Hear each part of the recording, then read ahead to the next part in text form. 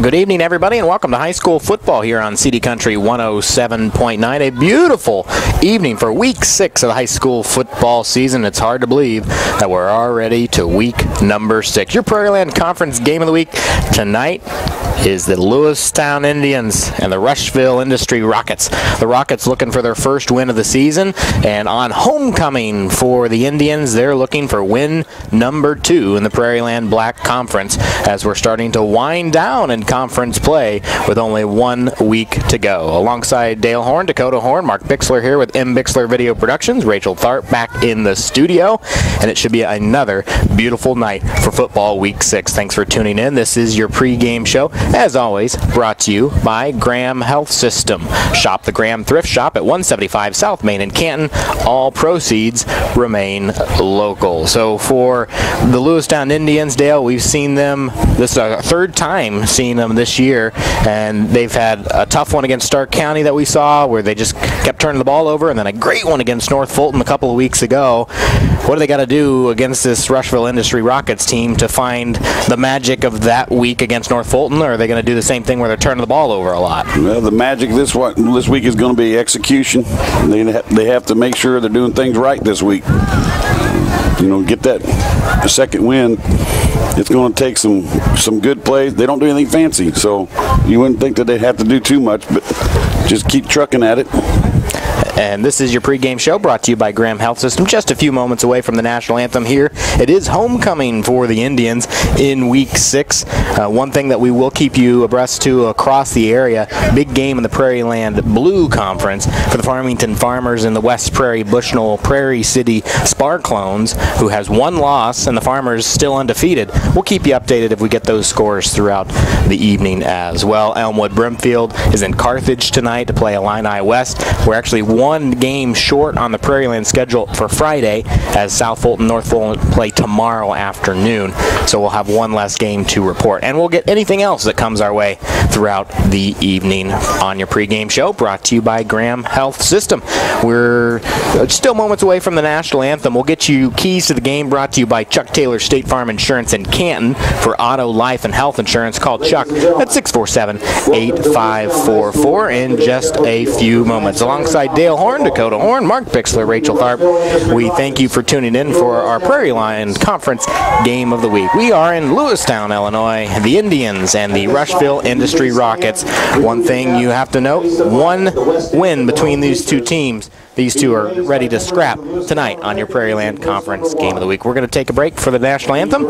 Back in 2 minutes here on CD Country 107.9 WCDD. This event is brought to you by Sedgwick Funeral Homes, with locations in Canton, Farmington, and in Bartonville, by Spoonriver Animal Clinic, located on the north end of Canton, by Remax Traders Unlimited. Susie McMillan is your agent. Canton Wesley United Methodist Church, located on North Avenue A in Canton, by Spoonriver Home Health Care, located in Farmington, and by AC Wood Creations, located in Canton. Helping bring you this event, Crawford's Home Furnishings, located in Canton and in Elmwood, by the Bank of Farmington, located in Farmington and in Canton, by the Canton Napa, located on North First Avenue A in Canton.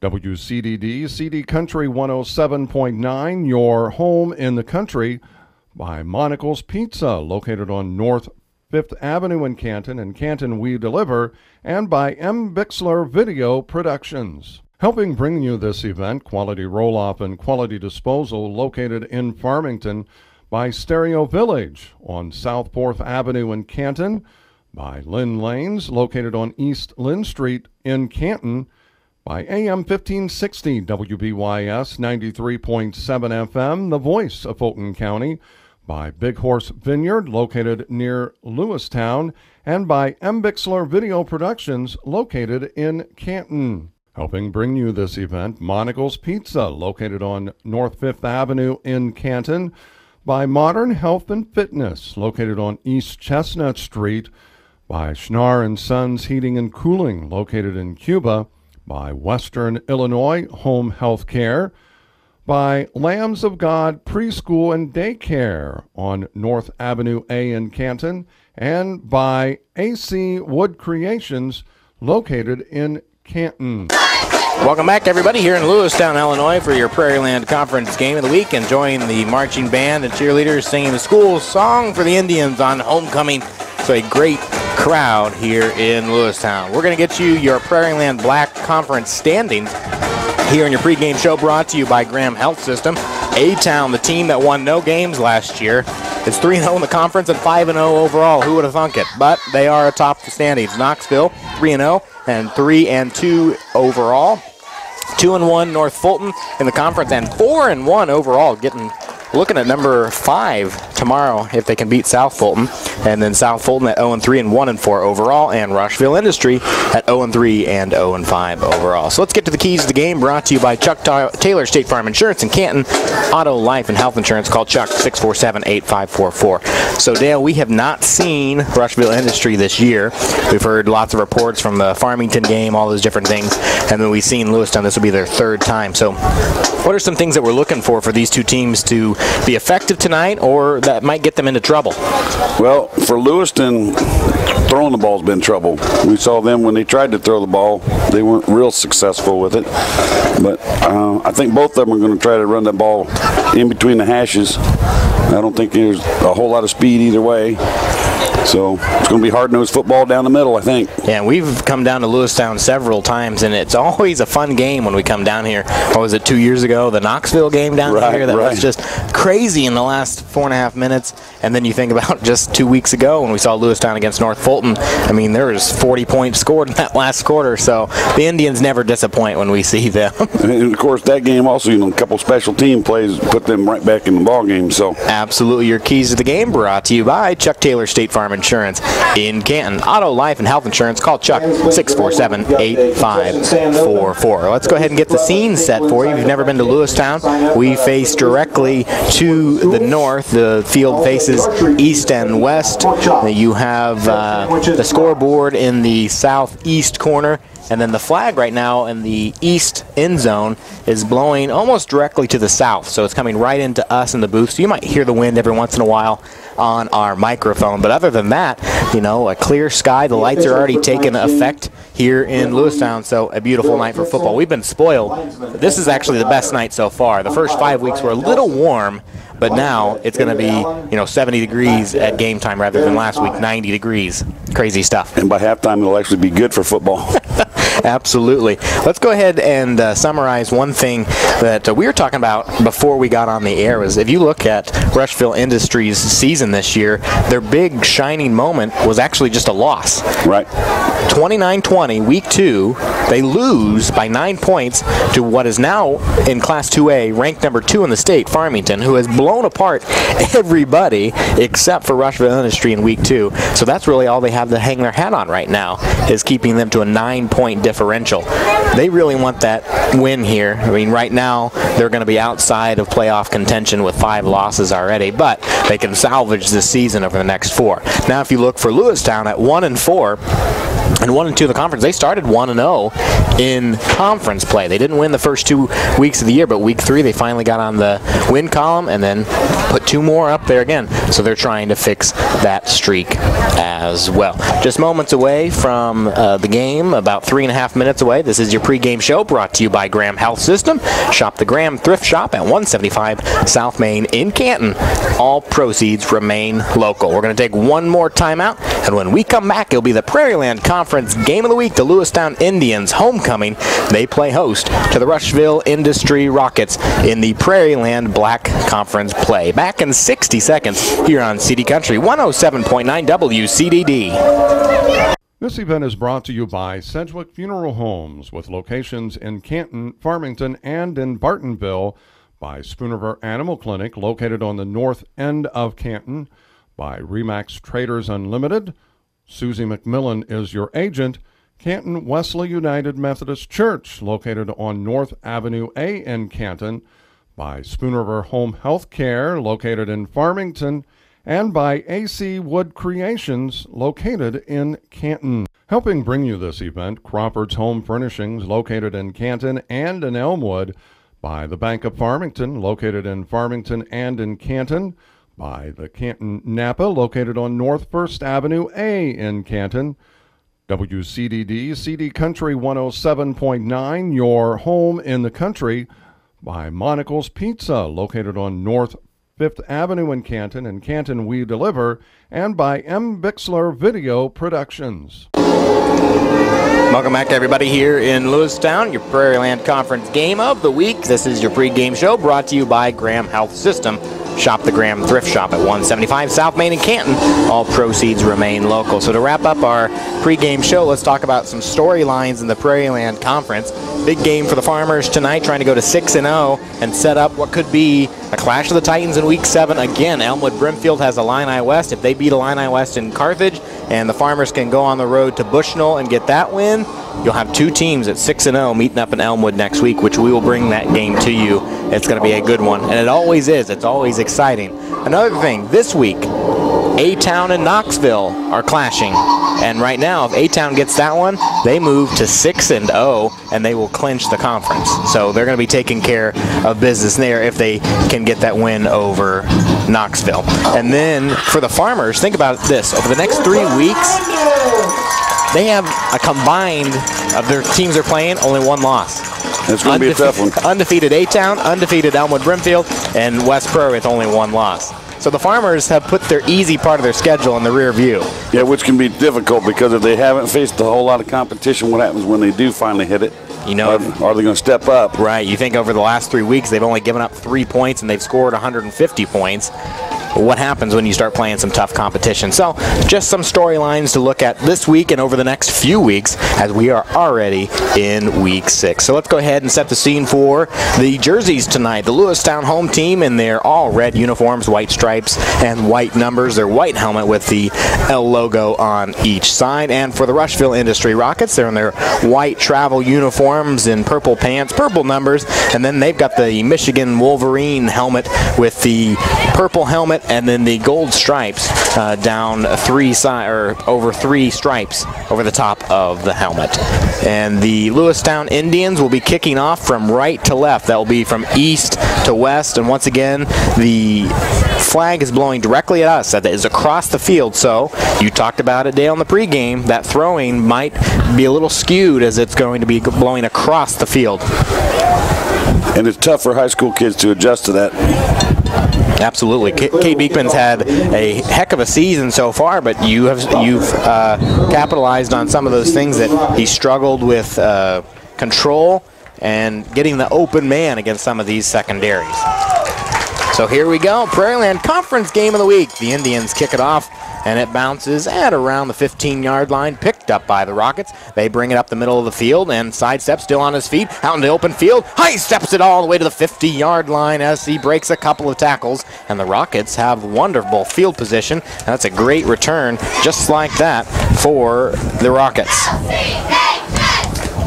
Buckner on the return for the Rockets. It'll be 1st and 10 for the Rockets from the Indian 48. Buckner, the 6-foot running back. We'll see his number quite a bit. He is a senior. 1st and 10 here for the Rockets, and they are in Indians territory, so they have short field position to start the ball game. Run right up the gut. We'll pick up 3 or 4, and if that's a tale of what's going to happen tonight, they just sent it right through the center and said, here it is. Yeah, powerhouse backfield, and they sent everybody through. Last man took the ball. Lewiston's probably going to pack the house right there in them, between the ends. Buckner on the carry there, so he's the only one that's seen the ball other than the quarterback so far. So Buckner gets a 3-yard carry. We've been calling his name several times throughout the last few years. He's a senior this year, so he has seen a lot of playing time. Directly under center, one in the backfield, 2 set back on each side. Man goes in motion towards us, and there is a flag. So it was interesting. Buckner was on the far side. He stutter-stepped, then went in motion. Then there was a delayed move from the Indians. Flag came in from the far side. I think that one could have gone either way because I think the guy in motion was going forward. Yeah, it was interesting because he moved his back foot but then kind of turned towards the line, but then reset and then took off again.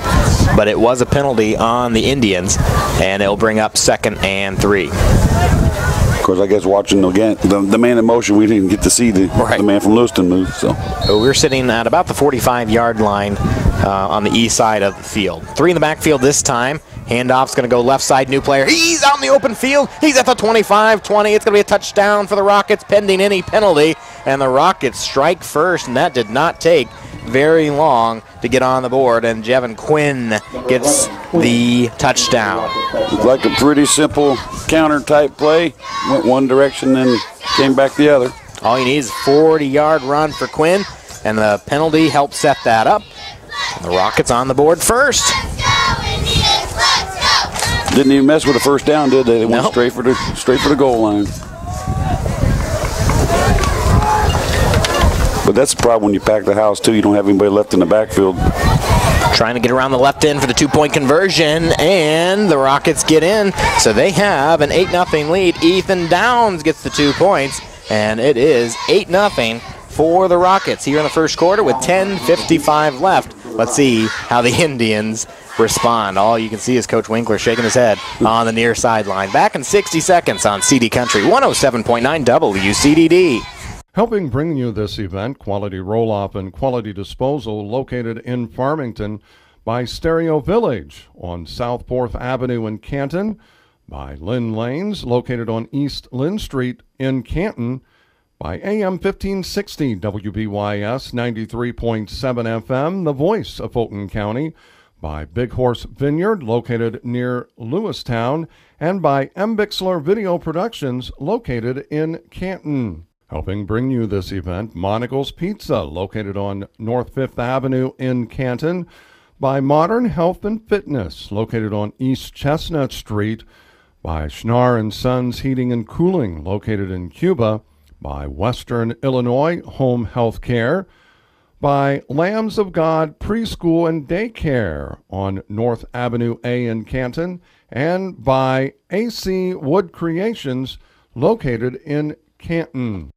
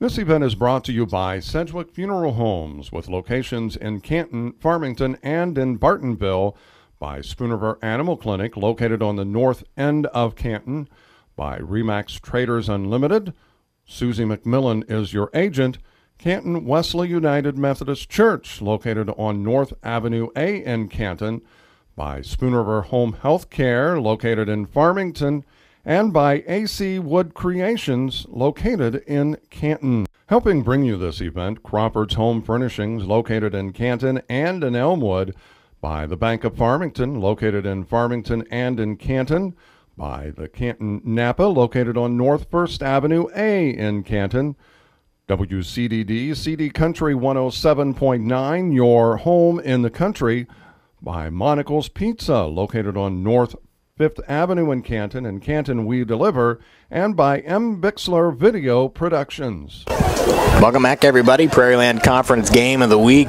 We've got an 8-8 score here in the first minute and a half. 10:42 left on the clock here in the first quarter. Lewistown Indians respond, and their offense has not even been on the field. Here's a kick to around the 30-yard line. Bounces 25 all the way down to the 20. Picked up on the far sideline. Being brought back and taken down short of the 30. So not as good field position as last time for the Rockets as they started out at the 50-yard line. All of your scoring drive recaps brought to you by Ray Rickinaw and Walter Brown at Country Financial, 48 West Locust in Canton. Call Ray or Walter 647-6180 today. We're going to have to lump these together in units. They're not going to give me enough time in between scoring plays here. You had a 3-play drive for the Rockets, and they scored with 10:55 left and made it 8-0, and then a kickoff return to boot for the Indians. 8-8 is your score, 1st and 10 Rockets.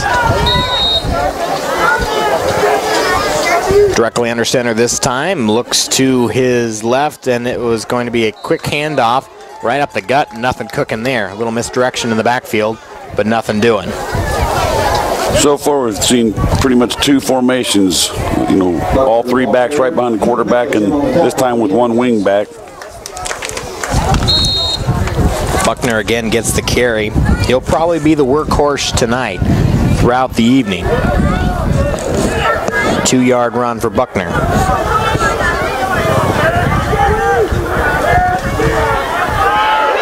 He gets it again, and this where he goes nowhere. It's going to be a loss. That time he came from the wing back position in motion, and he ended up with the ball, trying to go off tackle. Buckner, the ball carrier again. Kyle Graff. About a 6-yard loss will bring up 3rd and 13. So now the Indians defense trying to set up a field position swap here and have their offense come out for the first time.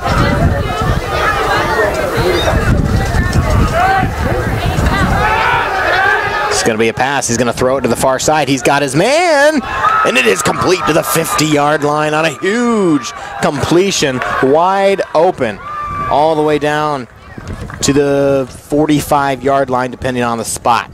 There was no Lewiston defender anywhere within 10 yards. Triplet, he rolls out to the far side and just airs it out, and he hits Mark Wilson in stride. That's a momentum killer for the Indians.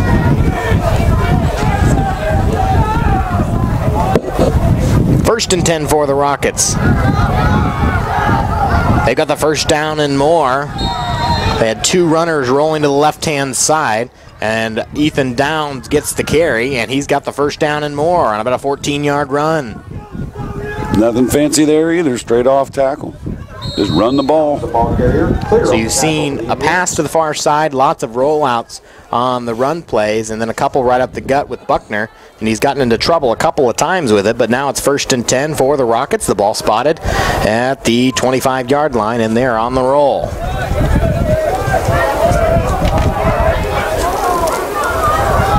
Triplet surveys the defense directly under center, 2 stacked up behind him. He's going to give it to Downs. He runs to the left-hand side through the guard and picks up a few. Ethan Downs is another name that we've called several times over the last few years. He got a lot of playing time as a younger player. Give him about 4 on that carry, brings up 2nd and 6. First quarter, 8-8 your score. Scores happen fast in this one, but now the Rockets slowly eating away at the clock. Handoff goes to the left-hand side and pushed out of bounds right near the yard marker. Let's see where the spot is. Quinn with the carry. Looks a little short.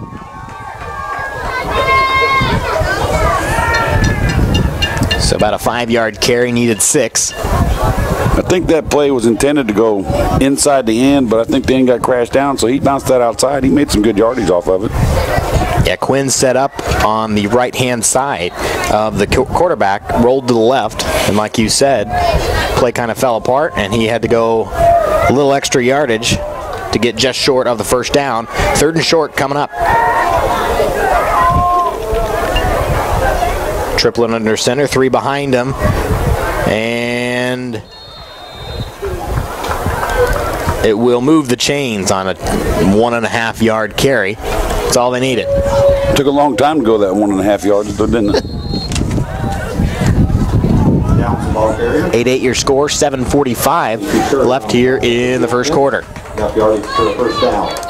If you're just tuning in, it was a big drive by the Rockets starting at the 50-yard line, and then the Indians, after the score, return the kickoff. And that's where we sit. But the Rockets are on the move. And quickly. 1st and 10 at the 12.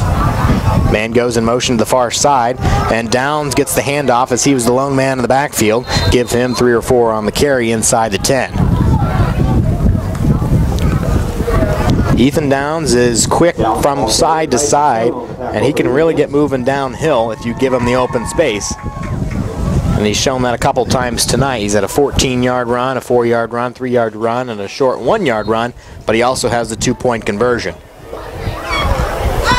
This is your Prairieland Conference game of the week. The Lewistown Indians homecoming. They play host to the Rushville Industry Rockets in the Prairieland Black. The Rockets looking for win number 1 on the season. Triplet under center. He surveys the defense. It's going to be handoff to the first man through. Nothing there as he goes right through center. And that was Downs. But he picked up about 3 yards. More than I thought he got. Lewistown adapted to that one, and he shut that one down pretty well. 3rd and 5 coming up here, but now you're in 4-down territory. You can get a new set of downs here. They're sitting at about the 6-yard line, maybe the 5, and they could get to around the 2-yard line for a new set of downs, or punch it into the end zone. 8-8 your score.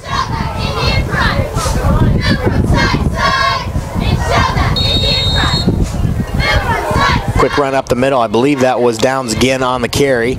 And it is, and the spot is enough for the first down. So they will have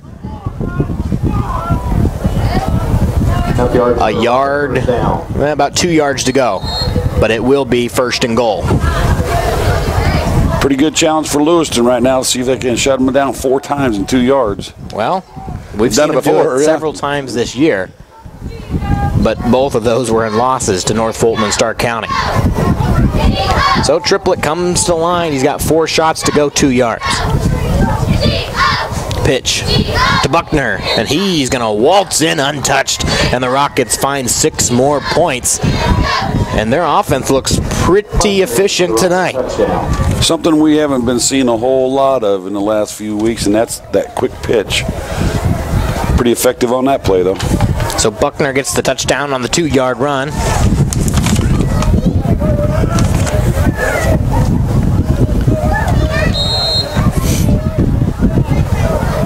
14-8 your score, point after pending. They'll go for 2 yet again. Triplet will go under center. He's going to keep it himself. And he came close, but I think he is short. No good at about the half-yard line. 3 Indians there to shut him down. So the 2-point conversion is no good. 14-8 your score, and we're just getting started on your Prairieland Conference Game of the Week halfway through the first quarter. The Rockets of Rushville Industry have the lead, but let's see what the Indians do on their next opportunity, and they are down by 6. Back in 60 seconds here on CD Country 107.9 WCDD. Helping bring you this event, Quality Roll-Off and Quality Disposal, located in Farmington, by Stereo Village on South 4th Avenue in Canton, by Lynn Lanes, located on East Lynn Street in Canton, by AM 1560 WBYS 93.7 FM, the voice of Fulton County, by Big Horse Vineyard, located near Lewistown, and by M. Bixler Video Productions, located in Canton. Helping bring you this event, Monocle's Pizza, located on North 5th Avenue in Canton, by Modern Health and Fitness, located on East Chestnut Street, by Schnar & Sons Heating and Cooling, located in Cuba, by Western Illinois Home Health Care, by Lambs of God Preschool and Daycare on North Avenue A in Canton, and by AC Wood Creations, located in Canton. Welcome back, everybody. Prairieland Conference game of the week. The Lewistown Indians down by 6. It's 14-8, but they have not held the ball offensively yet. They scored on special teams. There's the kick, bobbled again. Worked out last time for him. Rolls this way, cannot find enough real estate, and is pushed out of bounds at around the 30-yard line by Ethan Downs. I think if he hadn't fumbled that, he'd have had some running room. Ben Klein returns the kickoff for the So Indians. Klein takes it to the 29-yard line, 1st and 10 for the Indians. And like we said, this is their first opportunity offensively. Their unit only went out for one play, and that was the 2-point conversion, which was a little flick pass over to Jake Myers for 2. 14-8 your score, 5.5 minutes left here in the first quarter. Rushville Industry on top. Now, we've seen Lewiston come out before trying to make a big play on their first possession, so could happen again. Out of the shotgun, 3 up top, 1 goes in motion from this side. It's handed off to Myers. He's going to roll around the right side. He's got a little room, and he stumbles over for a 12-yard gain and a first down. Jake Myers on the carry for the Indians. Well, the one-man wrecking crew for the Indians is Jake Myers. Kickoff return, 2-point conversion, and a 12-yard run for the first play from offense. Go with the strength, right? That's right. So Buckner, Downs, Quinn, Wilson, and Triplett are who we've seen so far for the Rockets. And let's see who steps up offensively for the Indians. And so far it's been just Jake Myers.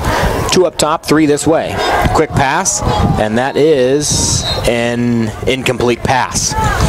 Beekman pats his chest and says, "That was me," as he flicked it towards Myers, and it was almost a lateral pass, but it went up about 2 yards and fell incomplete. He just missed him. He missed him by a long way, too. And that's not a difficult pass. And we've seen that throughout the season, too. The couple of times that we've seen Beekman throw the ball. Cade's only a junior, 5'7", 170 pounds. Pardon me, 6'1", 150 pounds. I knew that wasn't right. I was looking down one. 6'1", 150 pounds. Out of the shotgun, he's going to pitch it out to the right-hand side and fights his way for a few yards. Kyle Gravitt gets his first carry of the ball game. It's one of those slow developing plays, but it developed pretty nicely, made good yardage. Nothing fancy. So after the incomplete pass and about a 6-yard run for Gravitt, he'll bring up 3rd and a long 4. Again, we're sitting on that south side of the field, and that wind has found the hole here, coming straight into the booth and into our microphones.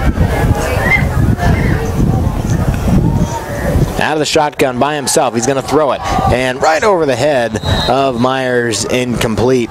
It wasn't a bad toss. It was a little high and a little behind him, but Myers, it went right through his hands. Yep, he should have had that one. So 2 empty tosses to Myers to the left-hand side will bring up 4th down for the Indians. Think back to that Rockets drive where they had 3rd and about 14, and they got that big 20-yard reception, and that changed the entire drive. Yeah, it did. Punt unit out for the Indians, back at around his own 32-yard line. The snap is good, right into his chest, puts it down, and a good kick to around the 25-yard line, and wrapped up, taken down after a 5-yard return. At the 30, the Rockets will take over, and they have been efficient so far. 2 drives, 2 scores. What can they do on their 3rd? It's going to be fairly important for Lewiston to step up right now because they don't want to give up another score. Well, and think about the Rockets. All they've done is run the ball, and then that one big play for the toss, which is to break down the secondary for the Indians. Yep. 1st and 10 here for the Rockets. They are up early in this one, 14-8, with exactly 4 minutes to play in the first quarter. You're listening to your Prairieland Conference Game of the Week. Rockets have the ball at their own 30-yard line. It'll be a run up the middle on the 3rd man through, and that is Buckner, finally brought down as he chugs close to the end of the marker. It'll be about 7-8 yards, I believe. The ball carrier for the Rockets. Buckner is the 2nd leading carrier for the team tonight on an 8-yard run. He's only got 9 yards on 5 attempts. There are a couple big losses in there. 45 for Quinn on just 2 runs. That'll be enough for the first down. Downs, perfect name for the running back, eating up first downs. Downs the ball carrier for the Rockets. 6 yards on the carry. All of your in-game statistical updates brought to you by White Oaks and Canton. Make White Oaks your pregame stop every Friday for $1.75 cheeseburgers and 75-cent fries, 4 to 7 p.m. White Oaks, 46 White Court in Canton. Well, Rushville doesn't do like we've seen other teams do and hide that football. Yeah. We've had some teams that you couldn't figure out who had the ball for a minute. They're just going to come right at you. Into the 5 count here, just in time before the last count. Hops over a few men. He's still on his feet. Finally brought down after a 15-yard gain. And the coach is just frustrated on the near sideline that missed tackle after missed tackle gives him the 15-yard run. They've been making contact in the backfield, just not been able to wrap anybody up. Plenty of yardage for a Rocket first down. And that is very frustrating as a coach. When you know that they're there, they just can't make it.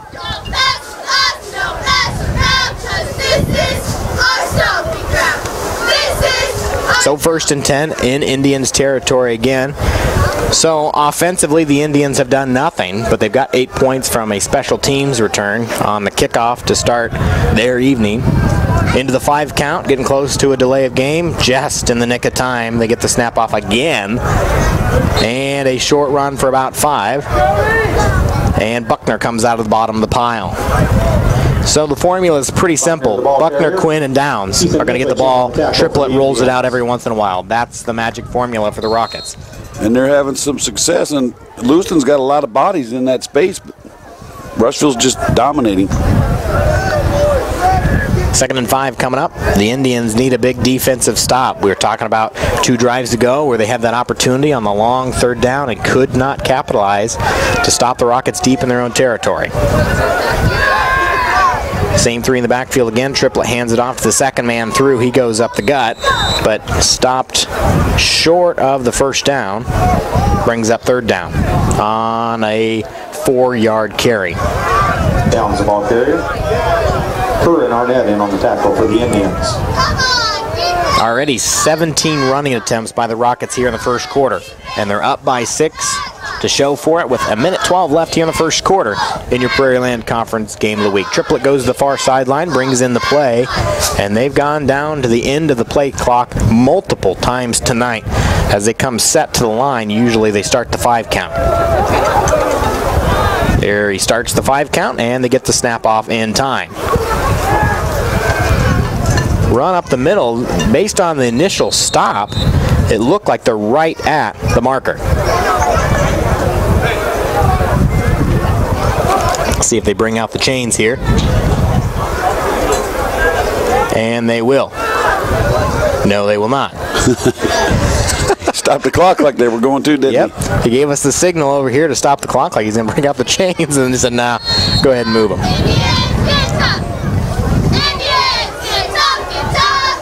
So 1st and 10 after the 1-yard carry by Downs. That's all they needed. It's interesting if you look, 18 runs, 2 tosses for Rushville Industry, and then a total of 4 offensive plays for Lewistown. Run, a good block by Buckner to set up a decent run by Downs. Downs the ball carrier. Going to be clearing on the tackle for the Indians. And give them 4. After 1 quarter of play, your score 14-8. It's been all Rockets offensively, and the Indians only in the game because of special teams. Back after this 60-second timeout on CD Country 107.9 WCDD. This event is brought to you by Sedgwick Funeral Homes, with locations in Canton, Farmington, and in Bartonville, by Spoonerver Animal Clinic, located on the north end of Canton, by Remax Traders Unlimited. Susie McMillan is your agent. Canton Wesley United Methodist Church, located on North Avenue A in Canton, by Spoonerver Home Health Care, located in Farmington, and by AC Wood Creations, located in Canton. Helping bring you this event, Crawford's Home Furnishings, located in Canton and in Elmwood, by the Bank of Farmington, located in Farmington and in Canton, by the Canton Napa, located on North 1st Avenue A in Canton, WCDD, CD Country 107.9, your home in the country, by Monocle's Pizza, located on North 5th Avenue in Canton We Deliver, and by M. Bixler Video Productions. Welcome back, everybody. Prairieland Conference Game of the Week. The Lewistown Indians on defense again, trying to hold back the Rockets as they are on the move. 14-8 Rockets have the ball, have the lead, and have the momentum on homecoming for the Indians. Rockets looking for win number 1 of the year. Triplet under center. He hands it off to Buckner. He rolls the right-hand side, gets upended as he goes around the right end on a short carry. Get you some scores if we do get them. Knoxville is up 8-0 over A-Town in the second quarter. That's one of the big Prairieland Conference games this week.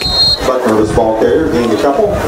He's about third. Havana and Peoria Heights knotted up at nothing. That's a game that somebody desperately needs a win out of for those two squads. Farmington's up 19-0 over West Prairie, and that's in the second quarter, so they're off to a good start in Bushnell. They have been an offensive powerhouse. Downs rolls around the left-hand side. He's got plenty for the first down on a 7-yard carry. It's been a healthy dose of Buckner to the right, Downs to the left, Triplet keeping it, and then Buckner right up the gut. And something tells me we're not going to see a whole lot of throwing in this game.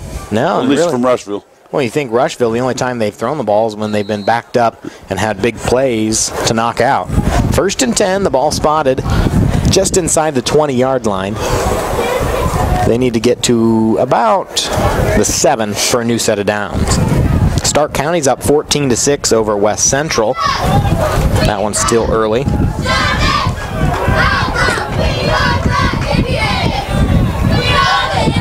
Ball spotted on the near hash. Princeville and Anawan Weathersfield. That should be a good game in the Lincoln Trail Conference. See if we have any updates from that one. Quick run by the Rockets. Roll the left-hand side, and good job by the Indians to read that. They go to the short side of the field and really didn't find much field. That was the best play the defense has had so far. Deer Creek Mackinac Fieldcrest tied up at 7. Deer Creek suffering their first regular season loss in a long time last week to Fisher and dropped in the 2A rankings, moving the Farmington Farmers up to 2 in Class 2A. 2nd and 9 coming up. Out of shotgun. It's a pitch. He's got his man trying to get around the right side, and the Indians shut it down, and that one was all over by Ken Thomas. He said, no way, I'm getting into the backfield, and shut it down. And that was Javin Quinn, who had nothing cooking. Well, Lewiston's better hope that that's against Rushville, not them. Yeah, flag on the field, and just going to be a sideline warning.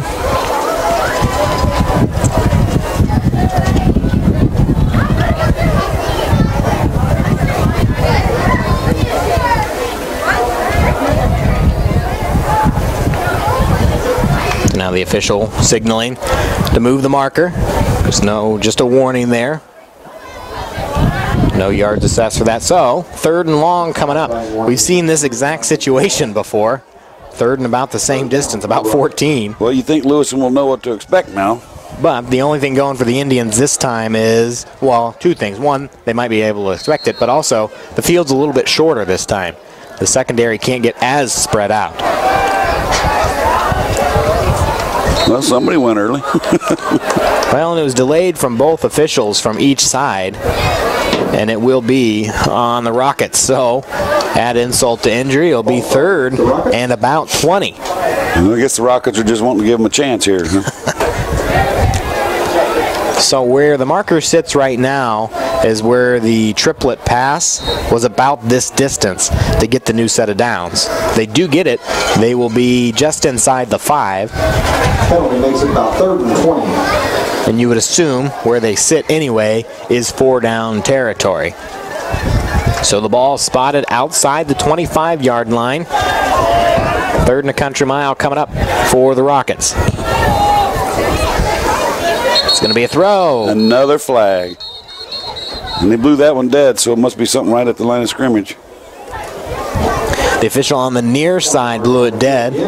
And the Indians clapping their hands, and it is again on the Rockets. Just getting too excited and move. I didn't see any motion, but it must have been on the end here or something where he had a clear look at it. So 3rd and even longer for the Rushville Industry Rockets. Wow. That's the best yardage for Lewistown all night. So now they showed their cards, dropping back to throw the ball. Is that what you see again for the Rockets? Well, if they don't, they're just going to try ball control and just, you know, hope for the best. But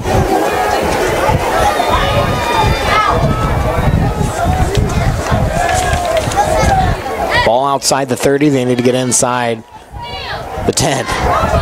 And nothing going there. Quinn is shut down as he tries to roll around. So he'll bring up 4th and really long here.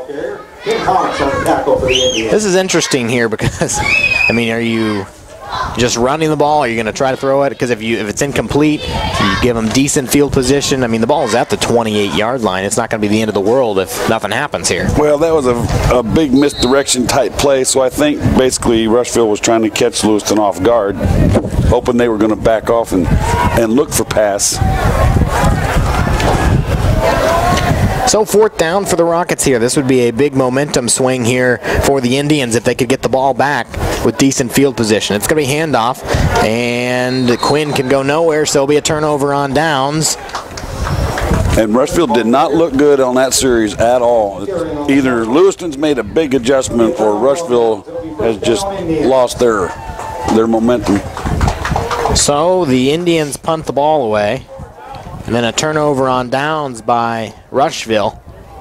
And now here in the second quarter, down by 6 points, the Indians take over with 1st and 10. 8:47 left in the second quarter. I mean, if you think about it, absolutely offensively stagnant here for the Indians. They have done nothing. Can they find it on this drive? Down by 6 points. 1st and 10 at their own 25-yard line. Quick pass this way. He finds Klein. He's got a blocker, and he'll be taken down at around the 40-yard line and about a 13-yard reception. And that type of play, that little quick screen out there, is nothing more than just moving your backfield to the hash marks and letting them go at it. I think that's one thing for Klein as a key part of this Indians offense. If you can find him on the outside and make it an effective evening. Well, you look at it that way, he's only got 2 people to beat instead of 7 or 8. So one good move and missed tackle, you got open field. Week 6 in the high school football season. It's a windy one as the wind blows straight into our booth here and into our microphones. Here's a run around the end and nothing doing there as the Rockets sniff that one out and shut it down. First one in the backfield is Silas Irwin on the tackle. Well, something's going out there on the field, Dakota, is that both these teams are coming to hit because away from the ball, I'm seeing some pretty good hits. Seen a couple of players upended as they got through the line. I mean, it's been a scrapping game so far. 2nd and 10 coming up for the Indians. Ball in the near hash. Sends 3 up to the top, 1 our way, and 1 in the backfield with him out of the shotgun. Low snap, he grabs it, finds his man. Ken Thomas goes around the outside, and he's wrapped up by his ankles on only a 3-yard reception. Pass to Ken Thomas is complete. You know, it was a good pass after a bad snap, but Thomas couldn't do anything with it. He had a white jersey right in his face. Yeah, Rushville made a pretty good adjustment and got out there pretty quick while the ball was in the air. You know, that's the problem with that little screen is when the ball's in the air, gives an opportunity for somebody from the outside linebacker to get over. We do have a score update from the Prairieland Blue. Elmwood Brimfield 16, Illini West nothing.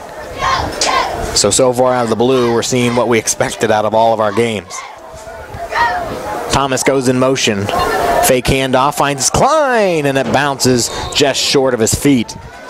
And that's kind of been the tale of Klein's reception opportunities. Is bouncing it in. That'll bring up 4th down. Here comes the punt unit. I think he rushed that one just a little bit. He saw his man was wide open, got a little excited.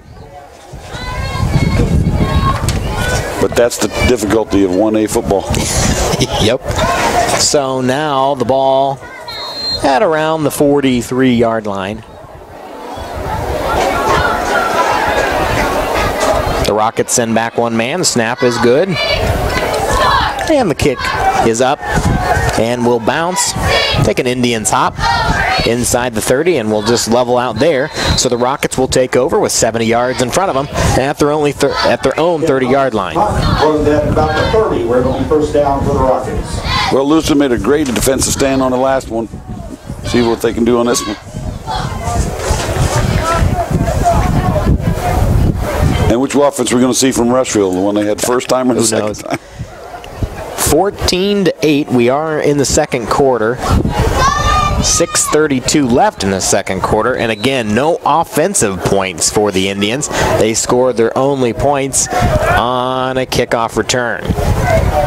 Here come the Rockets, 70 yards in front of them. There's the snap, there's the pitch. It goes to Buckner. He tries to go left-hand side, but he ran into his own man. See, I didn't see anybody in red tackle him, did you? No. Well, he had a player setting up the block and then stepped on his feet as he was trying to get around the outside. But Lewistown did do a good job getting over there and shutting it off. So, yeah, Tyler Grover was trying to set up the block, and he was pushing an Indians player, but made no headway, and that's when Buckner tripped over his own man.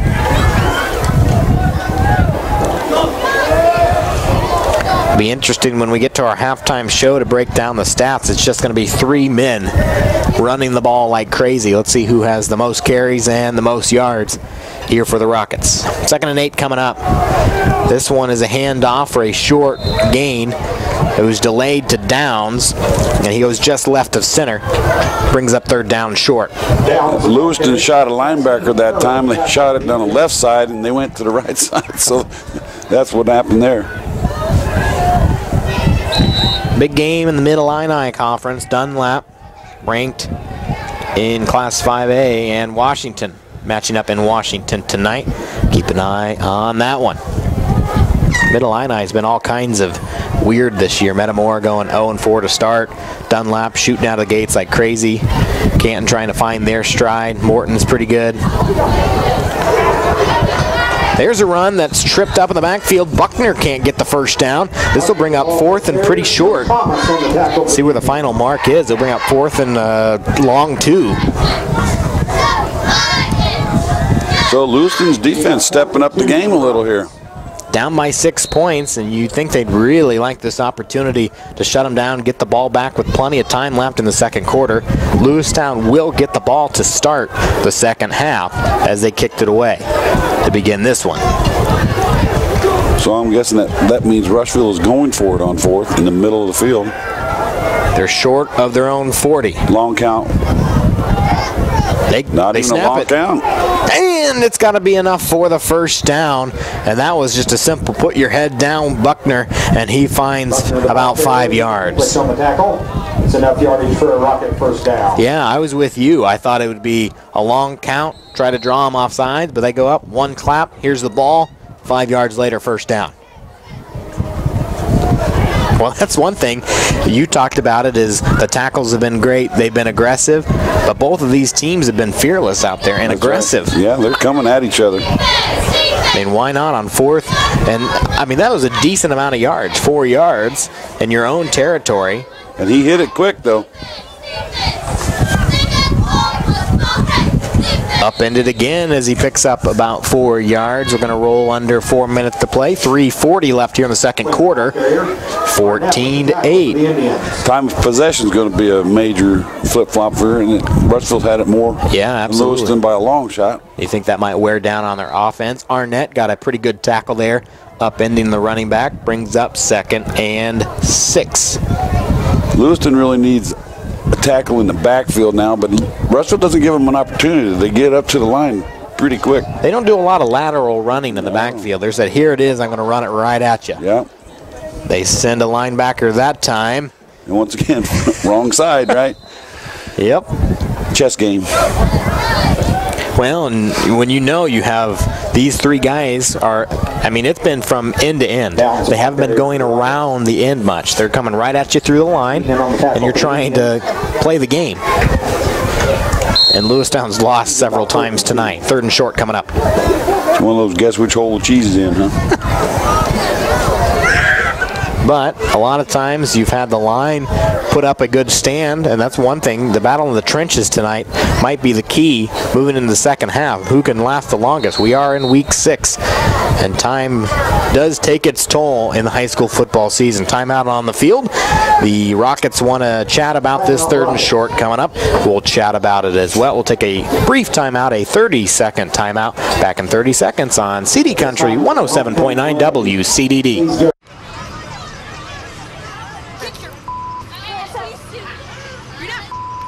Yes, I am.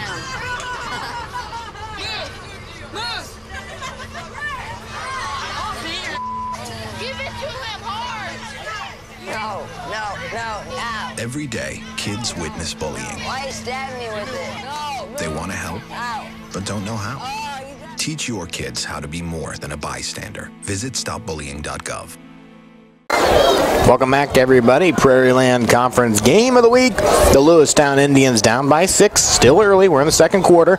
The Rushville Industry Rockets on their way to win number 1 in the season. But like I said, lots of football to play. 14-8 is your score in the second quarter with only 2 minutes and 26 seconds left in this half. 3rd and short after that quick timeout by the Rockets to gather their thoughts.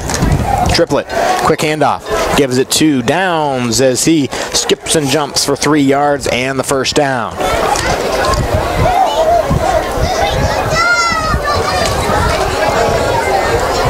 Ethan Downs listed at 5'8"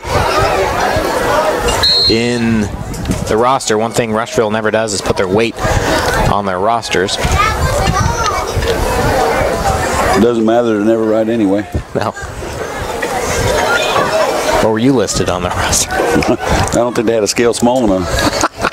I was a little guy. Things have changed, right? Yeah.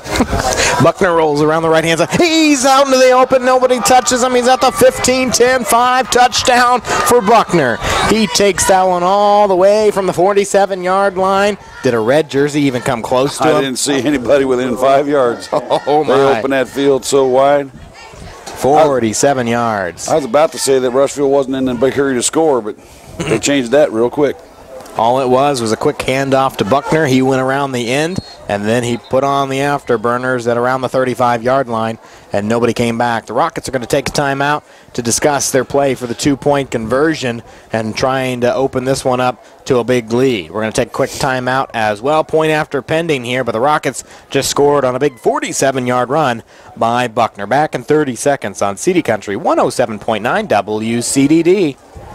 Here we go. We're gonna make some juice. It's gonna be good. She's excited. A little bit of kale. Please don't put this on I'm putting it all over the line. It's wet. It needs something. No, it'll go. Don't break my juicer. Looks good. You ready to try it? Come on, baby. Challenge your kids to be active and eat healthy. It's okay. Okay. All right. They might surprise you. Hey, she took another sip. You saw it? Search We Can for more ideas on how you and your kids can get healthy together. Welcome back, everybody. Prairieland Conference game of the week.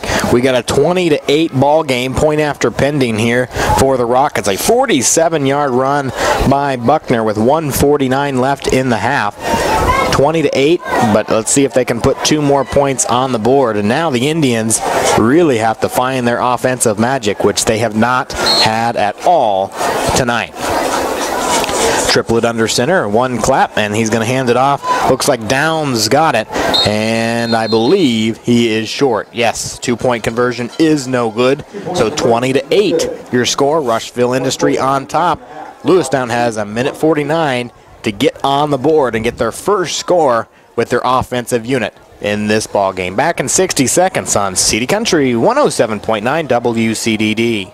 Helping bring you this event, Quality Roll-Off and Quality Disposal, located in Farmington, by Stereo Village on South 4th Avenue in Canton, by Lynn Lanes, located on East Lynn Street in Canton, by AM 1560 WBYS 93.7 FM, the voice of Fulton County, by Big Horse Vineyard, located near Lewistown, and by M. Bixler Video Productions, located in Canton. Helping bring you this event, Monocle's Pizza, located on North 5th Avenue in Canton, by Modern Health and Fitness, located on East Chestnut Street, by Schnar & Sons Heating and Cooling, located in Cuba, by Western Illinois Home Health Care, by Lambs of God Preschool and Daycare on North Avenue A in Canton, and by AC Wood Creations, located in Canton.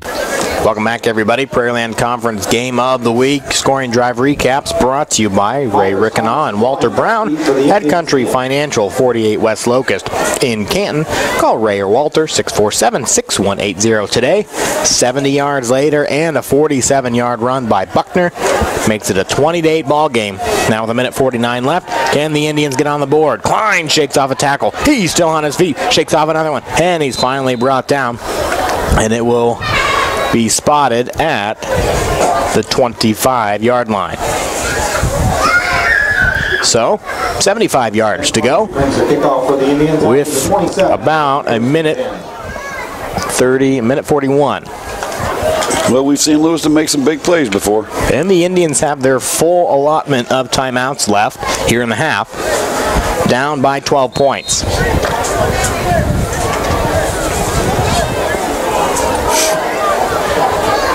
Two up top, one towards us, ball on the near hash. One in the shotgun, that's Beekman. He's got one man behind him. Quick toss to Klein, he's got it. And he will step out of bounds. And it will be about a 7-yard reception.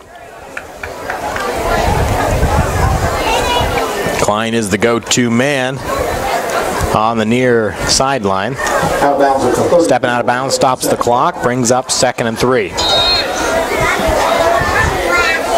During our halftime show, we'll look around the area for scores, review the first half, and get you set for the second half, which 12-point ball game. Who knows what's going to happen in the second half. Beekman finds his man but throws it over the top of his head, incomplete. That's been the tail of the toss so far. He had trouble holding on to that football from the snap, so he rushed it. That's why he didn't make a good pass. 3rd and short coming up here.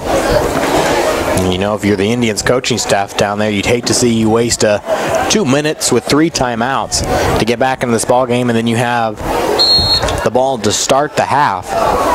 An ideal situation to get back into this game. 3rd and short. Man goes in motion. That's Thomas across him. It's going to be the direct man through. He's got the first down and more. The Indians have it. Good misdirection. Good misdirection play. Kyle Gravett with the carry.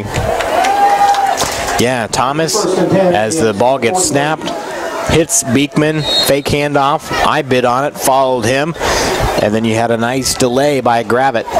He tucked it away and took it for about 9. 1st and 10, ball at the 43-yard line. The Indians on the move. Out of the shotgun, nobody with him. It's going to be a throw, and it is complete. He shakes off a couple of tackles. He's still on his feet. He's got the first down, and somehow he's still moving over the 50-yard line. That's Klein with 57 seconds left. Did he stay inbound? I believe so. So the chains will move. The clock will stop until they're set. He made a good catch on that. The ball was down in his shoelaces. So there goes the clock as the ball is set and the chains are set.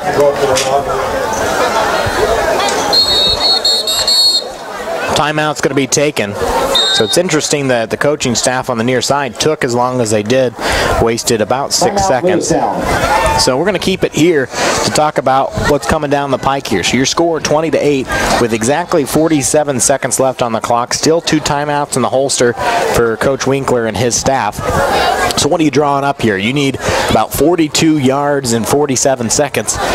What's the magic to get down the field and get the Indians on the board first time offensively? Well, they're going to probably try to do some passes towards the sideline just to, first get the yardage and then get the ball out of bounds. There are 2 vehicles. They're not really moving the ball through the middle, so I don't think that's going to be where they're going to try. D-A-N-K. First and 10 for the Indians. They got 2 conversions in the last couple of plays. H5. Now, they had a nice slant pass down the middle open earlier. They just couldn't connect, so you never know. That might be another alternative. First and 10 for the Indians. 47 seconds to go in this half. Down by 12. There's the snap. It's going to be a pitch. He's got his man. He's got a head of steam. He's still on his feet. He's got a couple of blockers. He's down to the 15. Nice block. He's across the field, still on his feet. Is he going to make it? Yes, touchdown. Make sure there's no flags on the play. Takes it all the way from 42. There's one back at the 40. Oh, no. And that's going to be a hold, probably. God. That's a killer. Yep. That's a killer.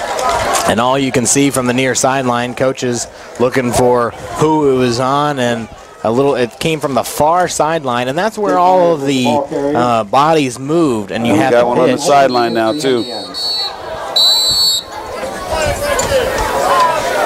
So I'm guessing that is on one of the coaches on the near sideline, maybe one of the players. Who knows?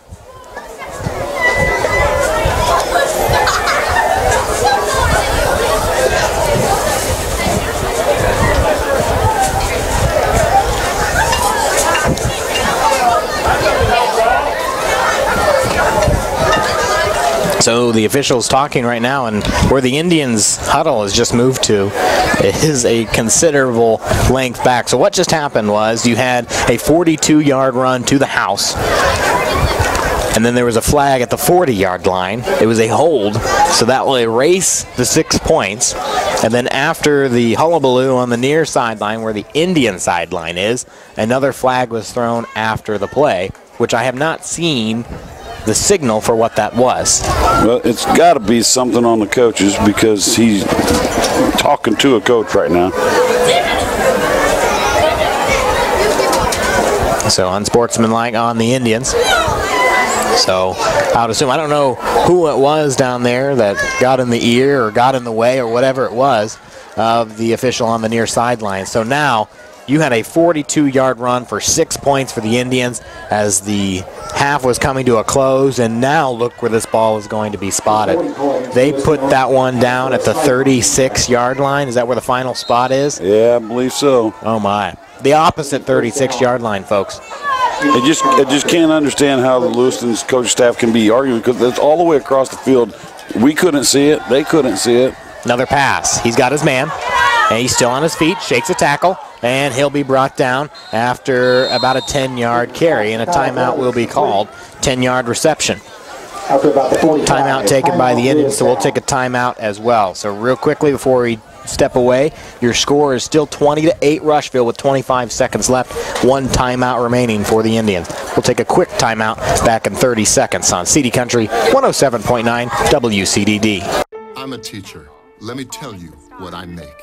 I make learning a privilege, not a chore, and frustration a tool, not an obstacle. I make working hard seem easy and giving up impossible. I make an old subject feel like a fresh thought and unconventional methods common. I'm a teacher. I make more.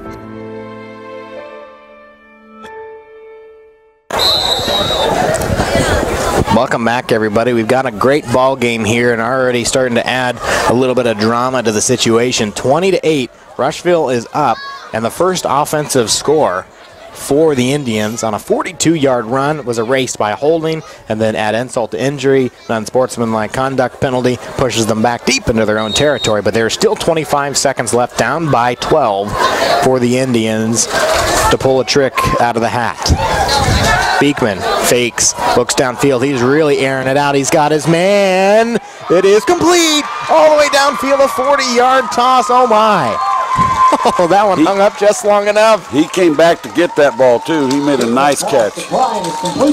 So the clock will stop until the changes are set, and it looks like the timeout's going to be taken by the Indians. So we're going to keep it here as the Indians and Rockets go to their respective sidelines. So you're talking that ball was finally spotted at, the 21-yard line? That was thrown 30 yards in the air. And I think that's all he had, too. I don't think he could have thrown it another. And Klein came back just a little bit to it, found it, and then added about 4 or 5 yards more on the run. So that was a huge 36-yard reception. Was it a first down where he caught it, do you think? I don't even remember where the chains were. Oh, yeah, absolutely, yeah. So 1st and 10. So the final timeout taken by the Indians. So they have 14.2 left on the clock in the half. The ball's at the 21-yard line. They have a new set of downs. However, the clock is their enemy. Yep. Going back to that personal foul on the sideline, I have to wonder if they hadn't already had their first sideline warning, if that one would have been a sideline warning, because the second one is going to be the personal foul. So, but you're going to have to clarify for me, and I don't have this enough. Is the sideline warning, when it's finally administered, is that an unsportsmanlike, or is that a personal foul? It's like they get a warning. That's the warning. And once the second time it happens, it's a personal foul. But it was a... So okay, it could have I see been, what you're saying. if it hadn't been a one before, it might have been just a sideline warning.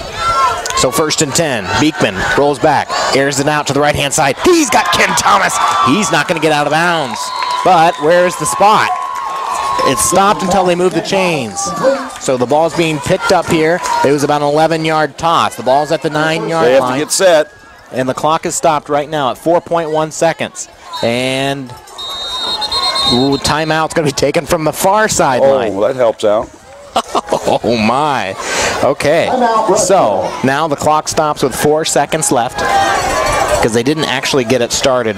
So what happened is he went to signal to roll the clock, because again, the chains are moving. The clock stops until they're set. And as he went to say roll the clock, Rushville took a timeout.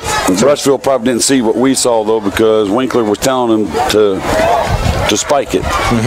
And so Rushville probably thought they weren't going to do that. They were going to just throw another pass. It's interesting when you move the ball down the field that fast. You had Rushville Industries defense look completely in disarray, and then you had the offense over here. So the coaches had tunnel vision. Right. They were looking at their teams and saw both of them were out of position. And he was close to getting out of bounds, too. So with 4 seconds left, you would assume, with whatever they do here, with 1st and goal at the 9-yard line, that this will be the end of the half. It'd have to be a really quick snap and throw if it's incomplete. Beekman, he's got it. Looks to his left. He's got his man. It is intercepted, I believe. It is intercepted by the Rockets, but regardless, it's the end of the half as the whistle blows. What an end to the half. But the Indians fall short at the 4-yard line. That thing's intercepted, and 20-8 is your score at the halftime. Oh, my. And you hate to say it, 15 yards made a difference. Yeah. Yep, absolutely. 15 yards made a difference. So we're going to come back in your halftime show, as always, brought to you by Just Teasin Hair and Nail Salon, 647-4711, to schedule your appointment with the hair and nail professionals at Just Teasin, 3 Little Giants Plaza, 348 North Main in Canton. We've got lots to talk about in our halftime show. Your score, 20-8, Rushville Industry on top of Lewistown. Back in 2 minutes on CD Country 107.9 WCDD. This event is brought to you by Sedgwick Funeral Homes, with locations in Canton, Farmington, and in Bartonville, by Spoonerville Animal Clinic, located on the north end of Canton, by Remax Traders Unlimited. Susie McMillan is your agent.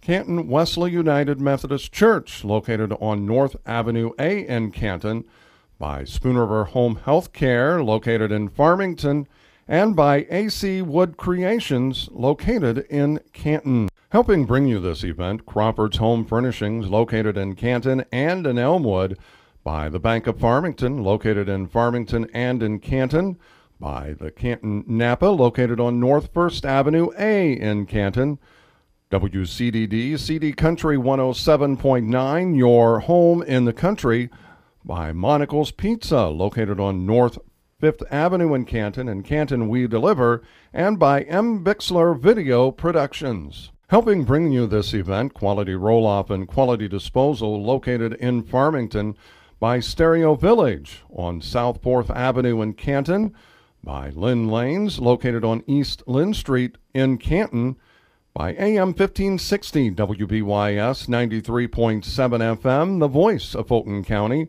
by Big Horse Vineyard, located near Lewistown, and by M. Bixler Video Productions, located in Canton. Helping bring you this event, Monocle's Pizza, located on North 5th Avenue in Canton, by Modern Health and Fitness, located on East Chestnut Street, by Schnar & Sons Heating and Cooling, located in Cuba, by Western Illinois Home Health Care, by Lambs of God Preschool and Daycare on North Avenue A in Canton, and by AC Wood Creations, located in Canton. The farmer nominations and top-notch application.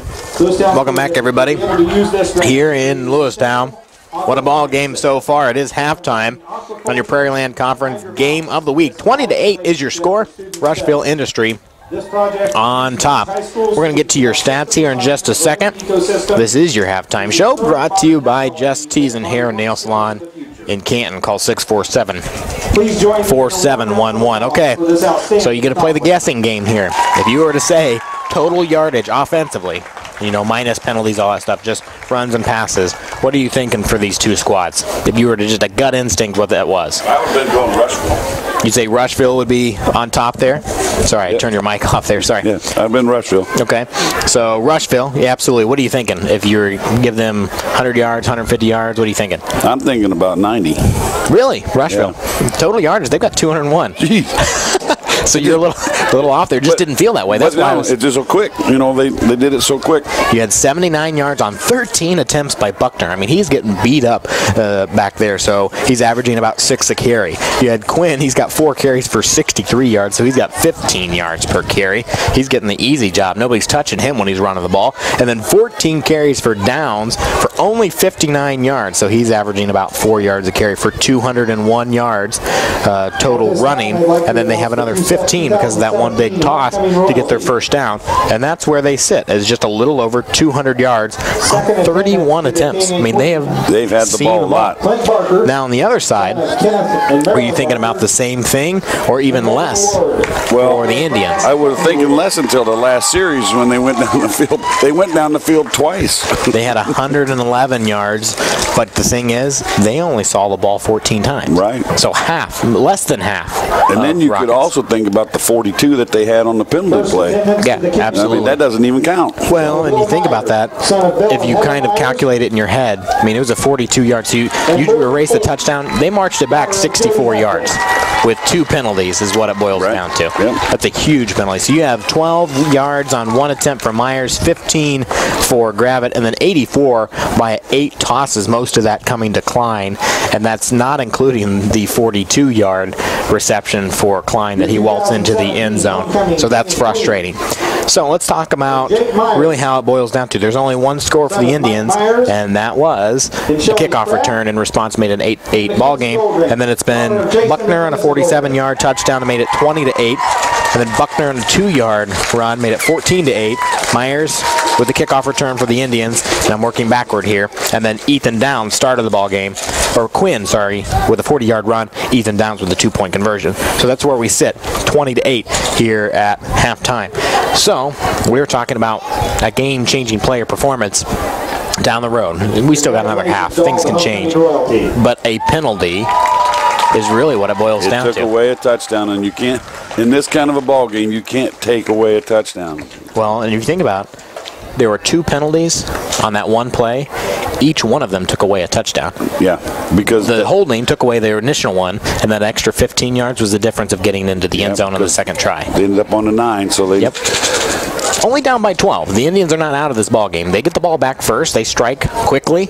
We got ourselves a ball game just like that. Go ahead. Come back with that defensive stand, and then all of a sudden they let Rushville break that last one loose. Yeah, and that's really what it boils down to. This is your halftime show brought to you by Just Tees and Hair and Nail Salon, 647-4711 to schedule your appointment with the hair and nail professionals at Just Tees in 3 Little Giants Plaza, 348 North Main in Canton. We're going to take another timeout.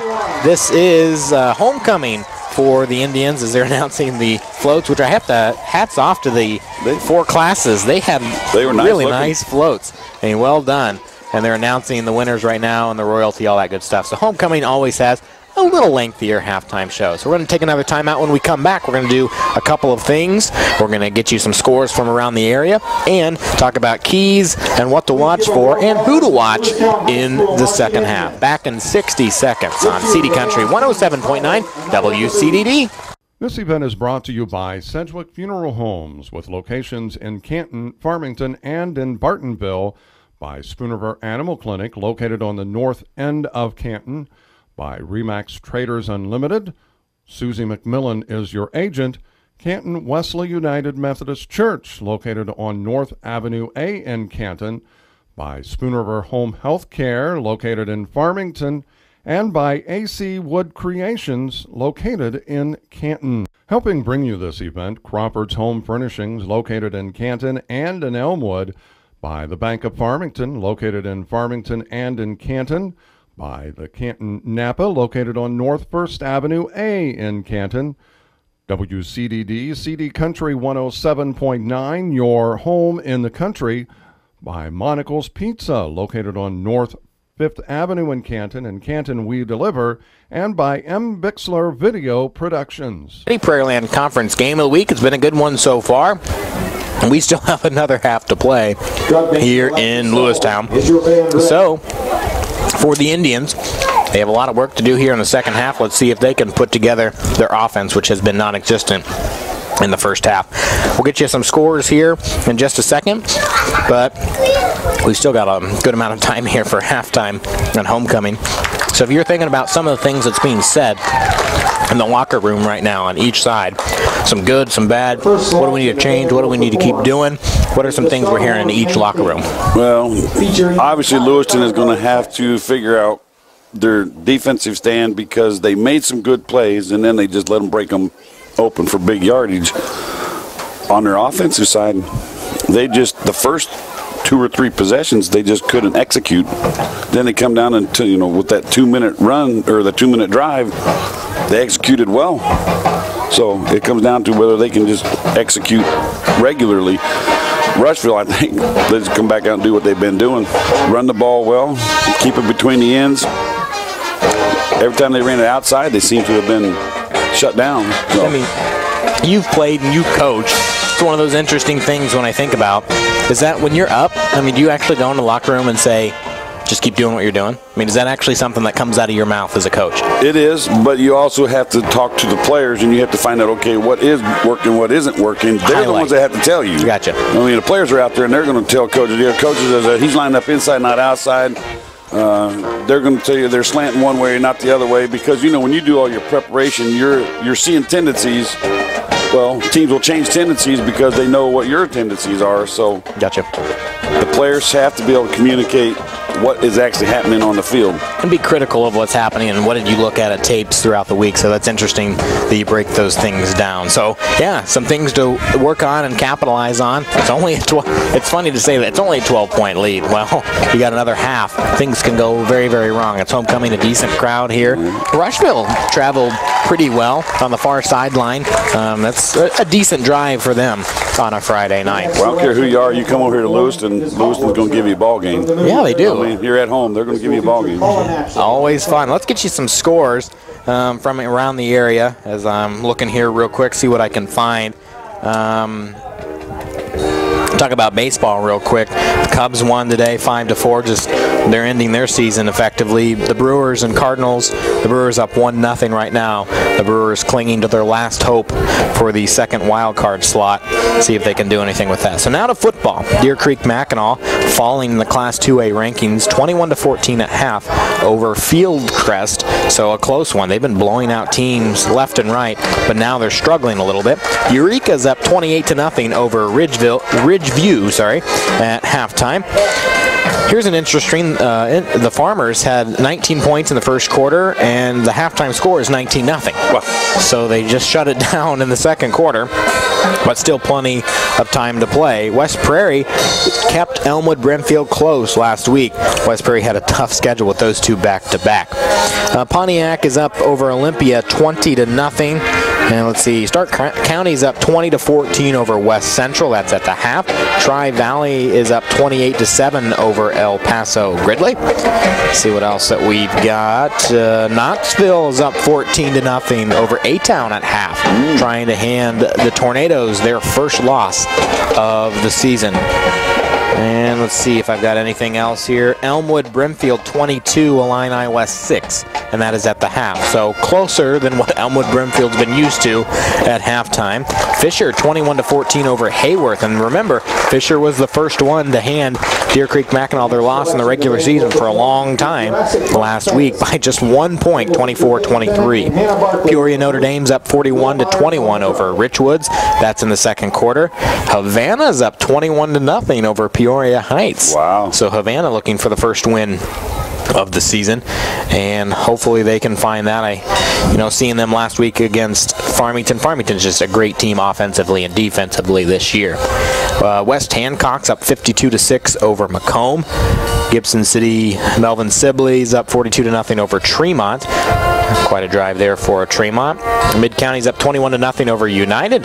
And Canton's got a lead over East Peoria, 17-0 in the second quarter. And let's see what else we've got. Morton's up 19-14 over Pekin in the second quarter. And Metamora is up 21-0 over Limestone. Dunlap 14-0 over Washington in the second quarter. And I believe that's all I've got for you. So from the Prairieland Conference, everything is going as expected, especially in the Prairieland Blue Conference. This is your halftime show, as always, brought to you by Just Teasin' Hair and Nail Salon. Call 647-4711 to schedule your appointment with the hair and nail professionals at Just Teasin', 3 Little Giants Plaza, 348 North Main in Canton. I'm going to take another time out. We still got lots of time, and I can only talk so much. Dale can only talk so much. We're going to take another lengthy break. We're going to take another 2-minute timeout, and we'll come back and we'll get you set for the second half. Back in 2 minutes on CD Country 107.9 WCDD. This event is brought to you by Sedgwick Funeral Homes, with locations in Canton, Farmington, and in Bartonville, by Spoon Animal Clinic, located on the north end of Canton, by Remax Traders Unlimited. Susie McMillan is your agent. Canton Wesley United Methodist Church, located on North Avenue A in Canton, by Spoon River Home Health Care, located in Farmington, and by AC Wood Creations, located in Canton. Helping bring you this event, Crawford's Home Furnishings, located in Canton and in Elmwood, by the Bank of Farmington, located in Farmington and in Canton, by the Canton Napa, located on North First Avenue A in Canton, WCDD, CD Country 107.9, your home in the country, by Monocle's Pizza, located on North 5th Avenue in Canton We Deliver, and by M. Bixler Video Productions. Helping bring you this event, Quality Roll-Off and Quality Disposal, located in Farmington, by Stereo Village on South 4th Avenue in Canton, by Lynn Lanes, located on East Lynn Street in Canton, by AM 1560 WBYS 93.7 FM, the voice of Fulton County, by Big Horse Vineyard, located near Lewistown, and by M. Bixler Video Productions, located in Canton. Helping bring you this event, Monocle's Pizza, located on North 5th Avenue in Canton, by Modern Health and Fitness, located on East Chestnut Street, by Schnar & Sons Heating and Cooling, located in Cuba, by Western Illinois Home Health Care, by Lambs of God Preschool and Daycare on North Avenue A in Canton, and by AC Wood Creations located in Canton. Welcome back, everybody, here in Lewistown for the Prairieland Conference Game of the Week. The Indians down by 12, 20-8 is your score. Rushville Industry looking like they're on their way to win number 1 of the season, but there's still lots of football to play. Dale and I were talking during the break, and you brought up a good point. Homecoming, senior nights, every once in a while they'll have those longer halftimes where they add a few minutes, usually another 5 minutes, to get the dance teams in, the royalty in, the band in, all that stuff that they have to get done. It affects the players a little bit. That's right. They have to sit down for an extended period of time. This halftime has been almost 30 minutes. I know that's a lot of time for coaches to do a lot of talking, but when these kids have to get back up and get out to play, muscles get stiff. It's going to be cooler when they get out on the field. I mean, there are a lot of things you don't think about until it actually happens to you.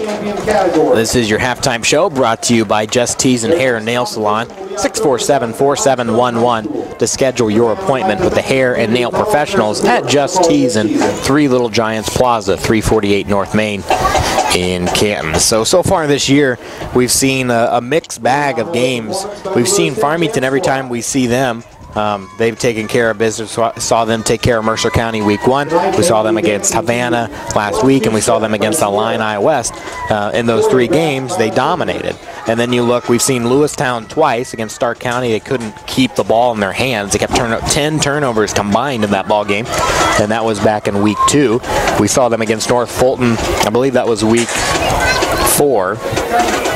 We saw them, and that was a crazy game. I mean, down to the last play, it was back and forth, and it was a great one. That rivalry is always fun. And then you're looking here between these 2 squads, and Rushville Industry, like you said, not really playing for the playoffs, but now it's just trying to get those last 4 in. You have, with 4 losses for the Indians, there's still a shot. Right. With 5 wins to get in. And real quickly, if I could pull up where they sit for playoff points, they are at 1-4 and 1-2 in the conference, and they have 25. So decent 5 weeks through the season. You also have Rushville Industry that's 31. I mean, because they played a lot of teams with a lot of wins. I'll say where are the points coming from, but the teams that they've played against. Then you have A-Town up the top. They're undefeated, but they only have 17 playoff points. And then 24 for Knoxville, 25, like I said, for Lewistown. Astoria, South Fulton has 22. And then on the other side, let's take a look at the Prairieland Blue, where that one sits. The 29 for Havana, 29 for Peoria Heights, while they play West Prairie, Farmington, and Elmwood Brimfield. So you're going to have, 6, 7, 8, 9 victories for some of those teams. And then 22 for Elmwood Brimfield. Farmington only has 21. And then West Prairie at 19. And then 18 for Illini West. So Peoria Heights is at 1-4. They had a chance as well to go to 5-4. But if they lose to Havana, that's it for their season. And that'd be great if Havana could find their first win of the season. But they said 0-3 and 0-5 overall. Like we said, Farmington is on top of Bushnell West Prairie right now. Elmwood Brimfield on top of Illini West. Havana on top of Peoria Heights, all at halftime. And then there's only 2 games in the Prairieland Black, the one that we are at right now. Rushville Industries on top of Lewistown, and then Knoxville is on top of A-Town by 2 scores. And then North Fulton, South Fulton play tomorrow afternoon. So we won't have any score for you tonight on that one. 5 minutes left, and they still have to put game time for warm-ups as well. So there's only so many things that we can talk about as well. So this is your halftime show brought to you by Just Tees and Hair and Nail Salon in Canton. As always, they are your hair and nail professionals at Just Tees and 3 Little Giants Plaza, 348 North Main in Canton. This is homecoming for the Lewistown Indians tonight. Had their homecoming parade, had their floats, and all the festivities as well. So we're going to take one more lengthy timeout, and then we will get set and get you ready for the second half. Alongside Dale, Dakota, Mark Bixler, Rachel back in the studio, everybody at CD Country 107.9. A great Week 6 Prairieland Conference Game of the Week. The Rushville Industry Rockets 20, the Lewistown Indians 8. But we still have a whole half to play, and the Indians will get the ball back. So we're going to take another 2-minute timeout, and when we come back, we'll get our final words in for the second half. Back in 2 minutes on CD Country 107.9 WCDD. This event is brought to you by Sedgwick Funeral Homes, with locations in Canton, Farmington, and in Bartonville, by Spoonerver Animal Clinic, located on the north end of Canton, by Remax Traders Unlimited. Susie McMillan is your agent.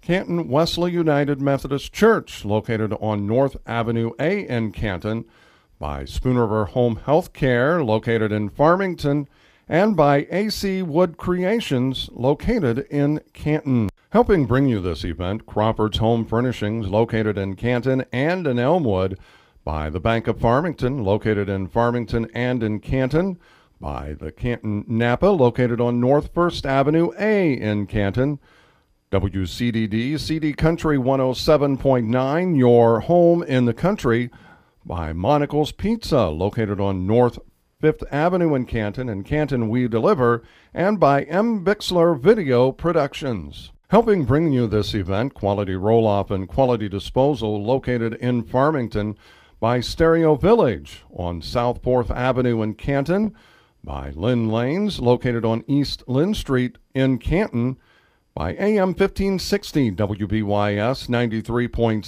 FM, the voice of Fulton County, by Big Horse Vineyard, located near Lewistown, and by M. Bixler Video Productions, located in Canton. Helping bring you this event, Monocle's Pizza, located on North 5th Avenue in Canton, by Modern Health and Fitness, located on East Chestnut Street, by Schnar & Sons Heating and Cooling, located in Cuba, by Western Illinois Home Health Care, by Lambs of God Preschool and Daycare on North Avenue A in Canton, and by AC Wood Creations, located in Canton. Welcome back, everybody, to Lewistown, Illinois, for your Prairieland Conference Game of the Week. The Indians down by 12. The Rockets of Rushville Industry on top, 20-8. Just a few minutes away from second half. This is your halftime show, brought to you by Just Teasin' Hair and Nail Salon. All of your in-game statistical updates brought to you by White Oaks in Canton. Make White Oaks your pre-game stop every Friday for $1.75 cheeseburgers and 75-cent fries. 4 to 7 p.m., White Oaks, 46 White Court in Canton. So taking a look here, moving forward for these two squads. So one thing for A-Town at the top, if they lose to Knoxville tonight, they get Lewistown at home. So the Indians have to hit the road next week, and then they get Farmington and Havana. So kind of a mixed bag in the last 3 weeks of the season. And then for Lewistown, like I said, they get A-Town, and then they get Havana, and then they get Farmington at Farmington. So they've got a tough schedule as well the remainder of the way if they want to try to get into the postseason. Again, they have to win tonight and the rest of their way to even be in consideration. Then Rushville Industry, after tonight, they go to Astoria for the South Fulton Rebels, and then they are home against Illini West, and then they wrap up with Elmwood Brimfield. So all of these squads getting some tough matchups from the crossover games in the Prairieland. And we've talked about that before. The differential between the Prairieland Black and Blue conferences has really started to separate from top to bottom. You have 3 really strong teams in the Blue right now, but you know, give credit to A-Town going 0-9 right, and now 5-0. And it's going to be good for all those ball clubs that are facing some stiffer competition at the end of the year. It kind of prepares them for the playoff scenario. Yeah, I mean, if you think about Farmington, their streak at the end is not an easy. No, so it's going to challenge them a little bit more, and hopefully, you know, that'll help them buckle things down. And you know, if you're walking into a playoff after a 50-0 victory, yeah, you get a little lackadaisical and make a lot of mistakes. Well, and you think for the Farmers, there is a chance that they are in 2A. You know, they're always right there on the bubble, the 2A, 3A thing. They're ranked in 2A right now. at number 2 behind Sterling Newman. DMAC fell out of 2, and then Farmington moved up from 3 to 2 in the state rankings. And then Farmington's remaining schedule is, if they finish tonight against West Prairie, then they get Elmwood Brimfield at Elmwood, and then they have back-to-back home games with A-Town, who is, as of right now, undefeated, and then they get this Lewistown squad. So the Indians coming to Farmington. So that is your halftime show, as always, brought to you by Just Teasin' Hair and Nail Salon, 647-4711 to schedule your appointment with the hair and nail professionals at Just Teasin', 3 Little Giants Plaza, 348 North Main in Canton. Just about a minute left to go here until we're ready to go. I think all the players and officials, coaches, everybody's ready to go. I think fans probably are too. Although, gave plenty of time to get through the concession stand. Absolutely. It's chilled down a little bit, and I say that in comparison to the first 5 weeks of the season. This is beautiful football weather. You know, you got long sleeves on. You might have to slip on a light jacket here before the end of the ball game. So the Rushville Industry Rockets will kick off to start this half, so the Indians will have the offensive opportunity to get on the board first. So the last minute 47 of that half was interesting for the Indians. They marched down the field 75 yards, but it all marched back 64 yards in just 2 penalties, just in the snap of a finger and the throw of a flag. Those are such heartbreaking events. Kids work so hard to execute something, make something happen, and then boom. But you talk about resiliency for this squad. I mean, in that Stark County game, in that North Fulton game, they had things go against them, but they found ways to stay in the Stark County game and tie the game up multiple times in the North Fulton game.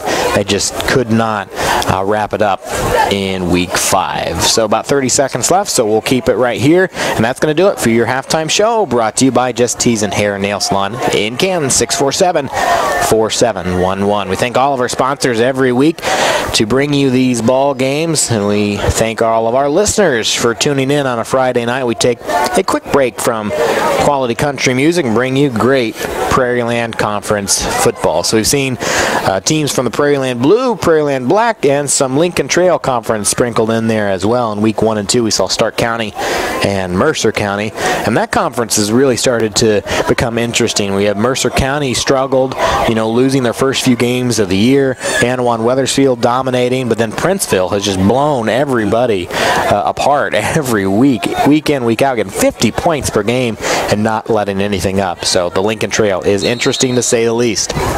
Here we go from right to left on your radio dial. The Rockets will kick off, and the Indians will receive. What do you say we just dial up a kickoff return again? Wouldn't surprise me. Wouldn't surprise me either. From the 40-yard line, the Rockets kick it off. It's a high floating kick to the 30. Picked up. Tries to come across the field towards us. Shakes off a tackle. Myers still on his feet, but he will be taken down at around the 35-yard line, and that's where the half will take over.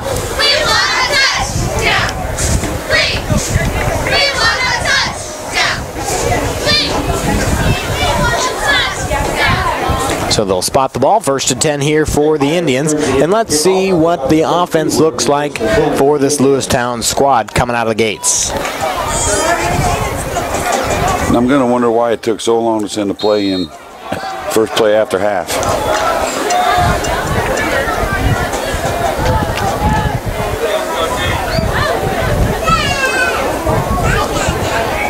Out of the shotgun. Man comes in motion. That looks like it's Thomas. He gets the ball. He stiff arms one. He's still on his feet. Shakes off a tackle and is wrapped up after a 12-yard carry and knocked out of bounds at the 45. Buckner on the tackle for the Rockets. He did a good job getting himself out around the corner with that stiff arm. Put it right on the guy's helmet. And you think about Thomas, he had quick speed coming across. I mean, he started about 30 yards on the other side of the field and came to the near sideline and picked up 12. And if he can't get that stiff arm down, that's probably a loss. Yeah, at least 2.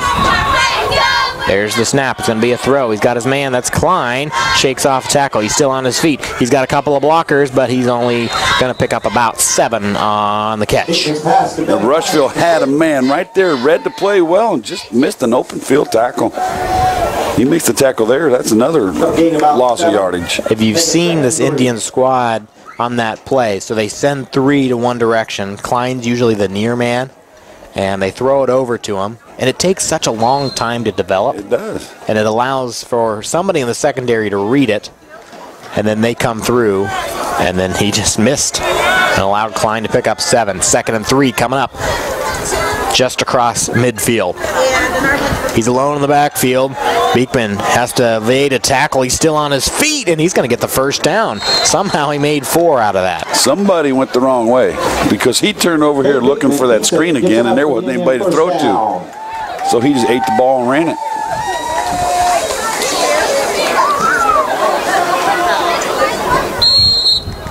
So Beekman's first carry of the ball game. New set of downs, 1st and 10, ball spotted at the 44.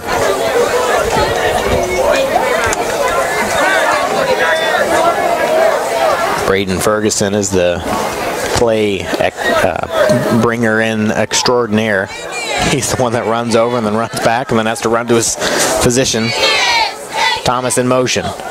Fake, give it to the grab it as he plows his way through. He was not the man in motion. He was the delayed back in the backfield. That play draws up almost like the old-fashioned draw play.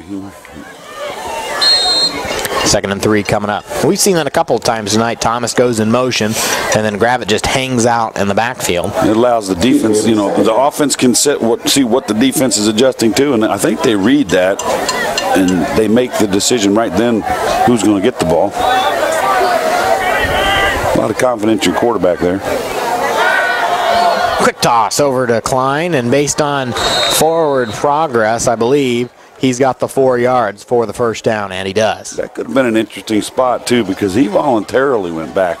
Well, and it's interesting because he voluntarily went back for about a yard and then got hit and was driven back even further. Yeah. So I think even if they give him that 1 yard that he stepped back, I think he would have been right at the marker. 1st and 10, nonetheless, at the 33-yard line. This is the first time that we've seen the Indians drive, except for that one where they moved 75 yards but didn't end up at the end zone. And there's a toss to Klein. In stride, 5, touchdown. I don't think I see any flags on the field. 33-yard toss, and that one was about 25 yards in the air. If you'd have told me Lewiston's going to throw the ball that much tonight, especially deep, I wouldn't have believed you. So the second half starts with an Indians touchdown on a Klein 33-yard reception, 25 yards in the air, and he took the rest on his feet. So 20, 14 your score, point after pending here. And that's all it takes. That's all it takes. Good execution on that play. There's the kick, and it looks like it's good. Just inside the right upright, 20-15 your score, and the Indians are within 5, just like that, here in the 3rd quarter, with 9 minutes and 22 seconds, eating up quite a bit of clock there on their first offensive opportunity in the half. We'll be back after this 60-second timeout on CD Country 107.9 WCDD. Helping bring you this event, Quality Roll-Off and Quality Disposal, located in Farmington, by Stereo Village on South 4th Avenue in Canton, by Lynn Lanes, located on East Lynn Street in Canton, by AM 1560 WBYS 93.7 FM, the voice of Fulton County, by Big Horse Vineyard, located near Lewistown, and by M. Bixler Video Productions, located in Canton. Helping bring you this event, Monocle's Pizza, located on North 5th Avenue in Canton, by Modern Health and Fitness, located on East Chestnut Street, by Schnar & Sons Heating and Cooling, located in Cuba, by Western Illinois Home Health Care, by Lambs of God Preschool and Daycare on North Avenue A in Canton, and by AC Wood Creations, located in Canton. Okay, we'll kick off. Buckner and Welcome back, everybody. Lewistown scores first in the second half. A short kick to around the 30-yard line, picked up by Quinn, and the Rockets will have good field position at the 35. We do have a score. It's a dated score. Sterling Newman's up 33-6 over Bureau Valley. You know, it's not really a score that I usually bring to you, but they are 1 and the Farmers 2 in the Prairieland, so you think in Class 2A rankings. That's something to keep an eye on, because if Sterling Newman were to lose and Farmington keeps going, they might end up being the ranked #1 team in the state in Class 2A. And just 2 years ago, those two teams met up in the first round of the postseason, but that was in Class 3A. That didn't turn out so well either, did it? A little conversation here between the officials and the coaching staff for the Indians. I don't know if they're having a clock issue. Must have been. Whatever it is now fixed.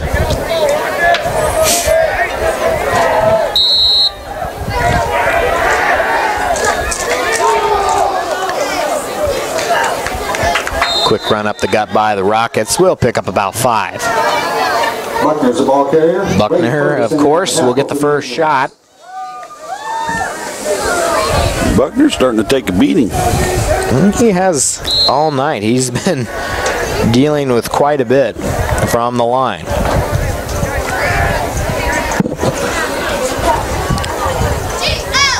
Second and 5 coming up for the Rockets. Their first opportunity in this half.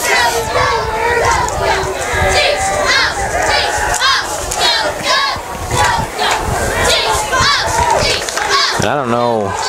Looks like the football's loose. Lewiston thinks they have it, but I don't know. No signal. And it will be third down. So the ball came out, but I think it was after a little bit of a scrum on the field. So get this one. Anawan Weathersfield 7, Princeville 6. Ooh, that's at half. Wow. So that's a Lincoln Trail shootout right there. Except for it's just a defensive battle. That one should be fun. Let's see what they can do in the second half. Thought it ended up being a 40-point game. Those two teams, they had that game circled on their schedule in the Lincoln Trail. Buckner around the right-hand side, and he's got the Rockets a first down and some more on about an 8-yard run. Uh-oh, player down. A Lewistown player at about the 38-yard line. I don't know what number that is, so officials timeout as they bring out the trainers. 22-6, Elmwood Brimfield over Illini West in the third quarter.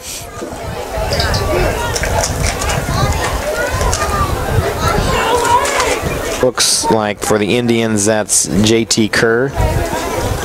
Yeah, JT Kerr, number 56. 5'10", 235-pound sophomore on the line. Looks like they're tending to look like a knee. Yeah. And that was one thing that you kind of briefed on, is when you get stiff in the locker room, you know, some of these initial injuries might be superficial. Right. But you oftentimes think cramps about this kind of time, but it doesn't look like they're tending to a cramp. So this is one thing that I want to point out from the other score that we've got. Now, I want to remind you, in the Prairieland Black, right now Knoxville's at 3-2, A-Town's at 5-0, and Knoxville, their 2 losses this year have been to Mid-County 20-16 and Anawan and Weathersfield 14-6. And Anawan and Weathersfield's a pretty good team. But why I say that? The score in the third quarter is Knoxville 28, A-Town nothing. That's a big score. So, and then you look at A-Town, you try to establish, you know, were they doing a great job throughout the season? They had similar opponents. Mid-County, A-Town beat 26-14. Then they played Ridgewood and took care of them. Then North Fulton, Rushville Industry, and South Fulton. Those 3 opponents don't really amount to a lot of victories this year. So maybe Knoxville's finally finding their stride and trying to win the conference. Other scores from around the area, see if we can get the Farmington score 26-0 in the third quarter over West Prairie. So they look like they're about to lock that down to go to 6-0 along with Elmwood Brimfield for what will be one heck of a game in Week 7. Kerr's able to walk off under his own power, which is good to see after that quick timeout by the officials to tend to him. 1st and 10 for the Rockets, just short of midfield. We are in the third quarter, 7:39 left in the third.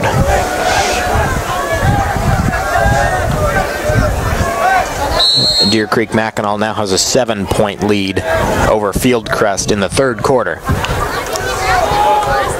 Buckner just lowers his head and missiles through the line. They're hitting that line quick. Buckner, the ball carrier again for the Rockets. Ethan Miklich in on the tackle for the Indians.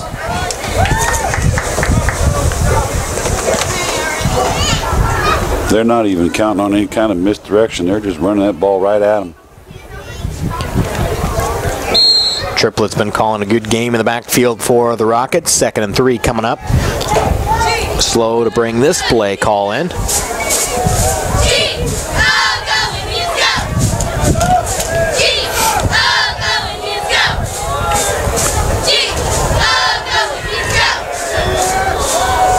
And set with 3 in the backfield. Same 3 we've seen all night. I believe that's Quinn who gets the carry. He was the right man, but took it to the left side. And the spot is enough on a 4-yard carry for Quinn. Chastain in on the tackle for the Indians. That'll be enough yardage for a Rocket first down. I mean, most of their guys just setting up. You have 1 directly behind Triplett and 2 set back about 2 steps to each side of the running back. And then it's about misdirection. Is the right man going left, right at you, up the center? Is it a pitch? Is it around the outside? All kinds of different play calls. That one's just Buckner. He was on the left side and just ran straight at you, just left to center for a short 2-yard carry for Buckner. For the Indians, short gain will be about 2nd and 8. They're just going to keep bringing the ball at them. They're going to use clock. Havana has a 27-6 lead over Peoria Heights, so they're knocking at the door their first win of the season. So you have Rushville Industry and Havana on the positive side of their Week 6 game. Can they both hold on? Havana has a more favorable advantage as Rushville Industry in this game only up by 5.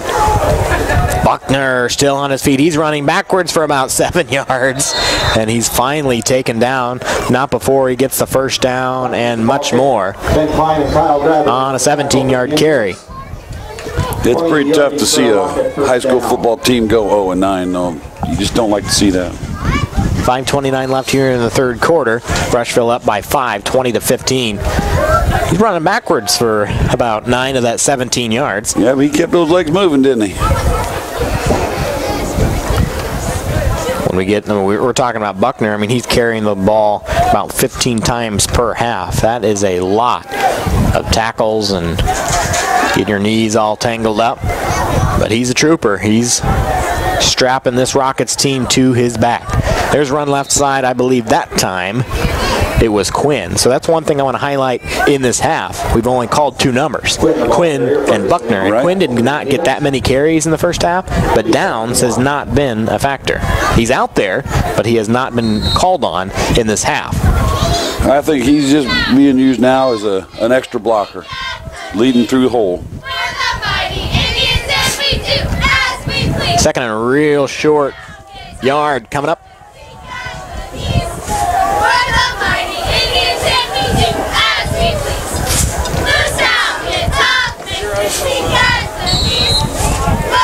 The official from the far side comes in. Looks like the spot is short. Maybe. Nope. Short gain will be enough yardage for Yep, so they'll put it at the 9, and the chains will fall to the ground. So 1st and goal from the 9-yard line. So the Rockets have 4 opportunities to get 6 points on the board. Up by 5. I'd really like to put a little distance between them before they roll into the fourth quarter with 4 minutes to go in the third. Once again, Rushville doesn't give Lewiston much of an opportunity to make any tackles in the backfield as quick as they hit the hole. And flag comes in from the far side. So you had 2 Lewistown players trying to read that play. And it will be a penalty on the Indians as they jumped into the neutral zone. Offsides against the Indians. It'll be 5 yards. They'll make a first and goal from pass off to the Rockets, and they stayed pretty. They did. Didn't budge. Pretty straight on that one. You had 2 Lewistown linebackers that kind of tiptoed through their line and brings up a shorter opportunity here for the Rockets. Buckner bounces off. He's still on his feet, and he is going to be just short on about a 3-yard carry. Flag comes in late. So the touchdown not there for the Rockets. It'll still be 2nd and goal, but what is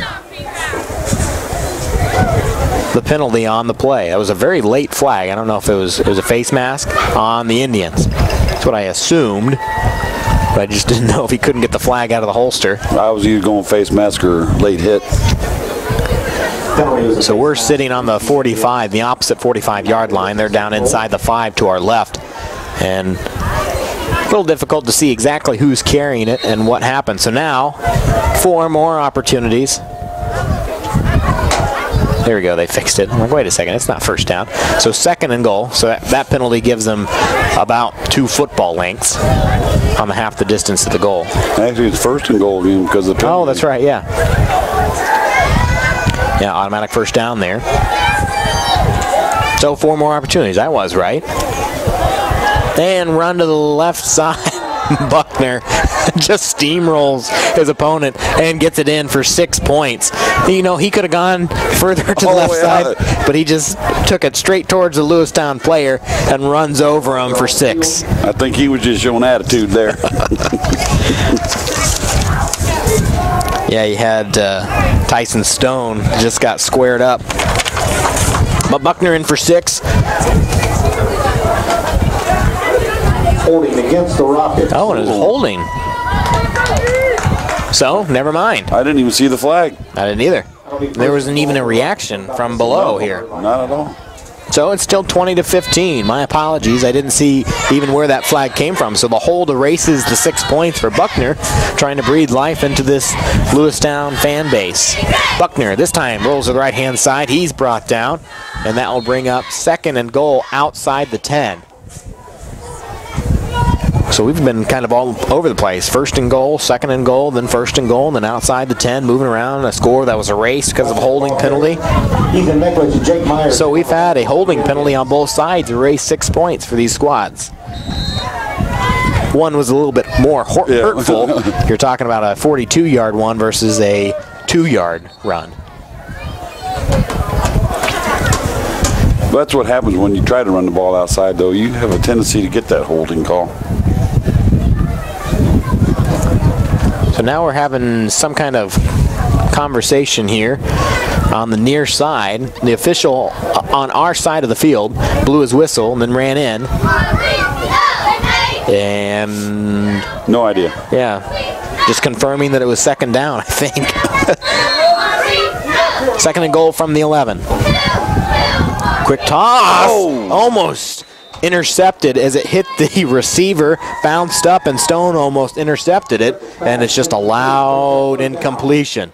It went off the hands of somebody from Rushville first. Popped right up there. Interesting play call for the Rockets. They're knocking at the door of the 10-yard line. Now it's 3rd and goal, and then they do try a quick little pass out just left of the end of the line. Almost turned into utter disaster. Only 1 in the backfield this time. 2, pardon me.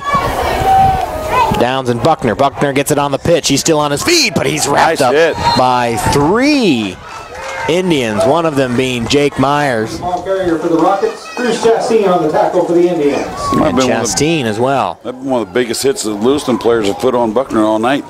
So here you go for the Indians to make their stand. It looked like it was all over with. Buckner driving in over Stone, but now it's 4th and goal from the 11-yard line. They can get this defensive stop. They'll have lots of field in front of them, but they would have stopped the Rockets from scoring. We are in the third quarter with 1 minute 35 seconds left. Lewistown down by 5, and they have a big defensive opportunity right here. Triplet hands it off. It's Quinn. He's going to be shut down, and the Indians make the defensive stop. I don't see any flags, and this drive that never seemed like it would end finally comes to a close, and it's in the Indians' favor. And that's not the first time we've seen Lewiston shut somebody down in the red zone, is it? I mean, in Stark County, they had them down a fourth. They had a first and goal at the 4, and they stopped them 4 times. So, 20-15 with just over a minute to play. The Indians have the ball. It's still the third quarter, so we still have another one after this. But the Indians would like to see their first lead of the night. And again, that holding call was a big one. So, game-changing performances might be 2 holds. Pitch to the left-hand side. Gets around the end, still on his feet. Cuts back towards us, and will be about a 6-yard carry.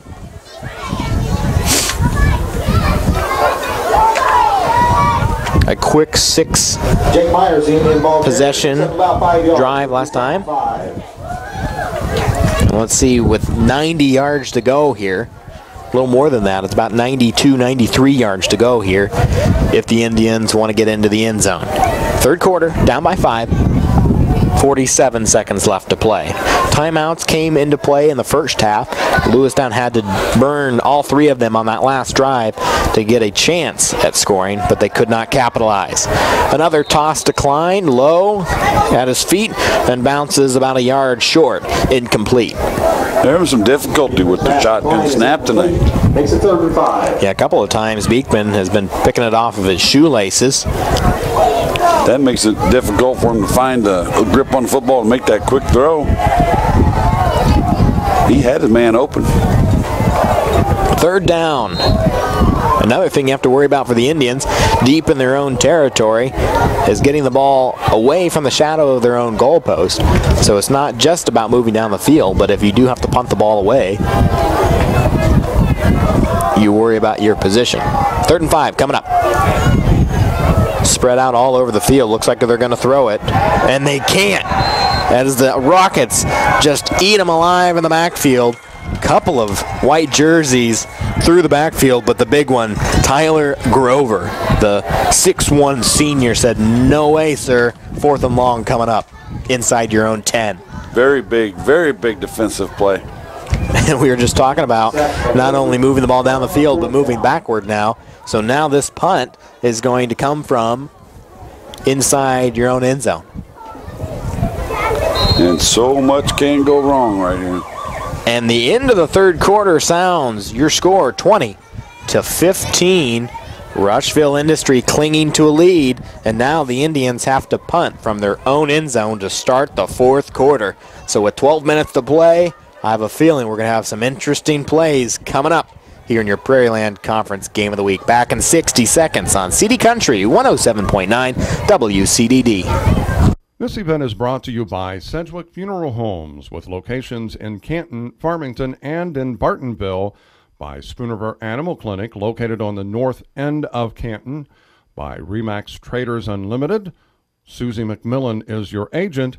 Canton Wesley United Methodist Church, located on North Avenue A in Canton, by Spoonriver Home Health Care, located in Farmington, and by AC Wood Creations, located in Canton. Helping bring you this event, Crawford's Home Furnishings, located in Canton and in Elmwood, by the Bank of Farmington, located in Farmington and in Canton, by the Canton Napa, located on North First Avenue A in Canton, WCDD, CD Country 107.9, your home in the country, by Monocle's Pizza, located on North 5th Avenue in Canton We Deliver, and by M. Bixler Video Productions. Welcome back, everybody. Prairieland Conference Game of the Week in Lewistown. The Indians down by 5 and now punting the ball away. Good line drive kick. We'll take an Indians hop. Still on the move. Down to the 45, and we'll stop at the 47. So it will still be tremendous field position for the Rockets. They'll have it in Indians territory, a short field of less than 50 yards. So kind of to recap this half, nobody's wanted to score. You did have the Klein 33-yard reception to make it 20-15. That's the only score in this half.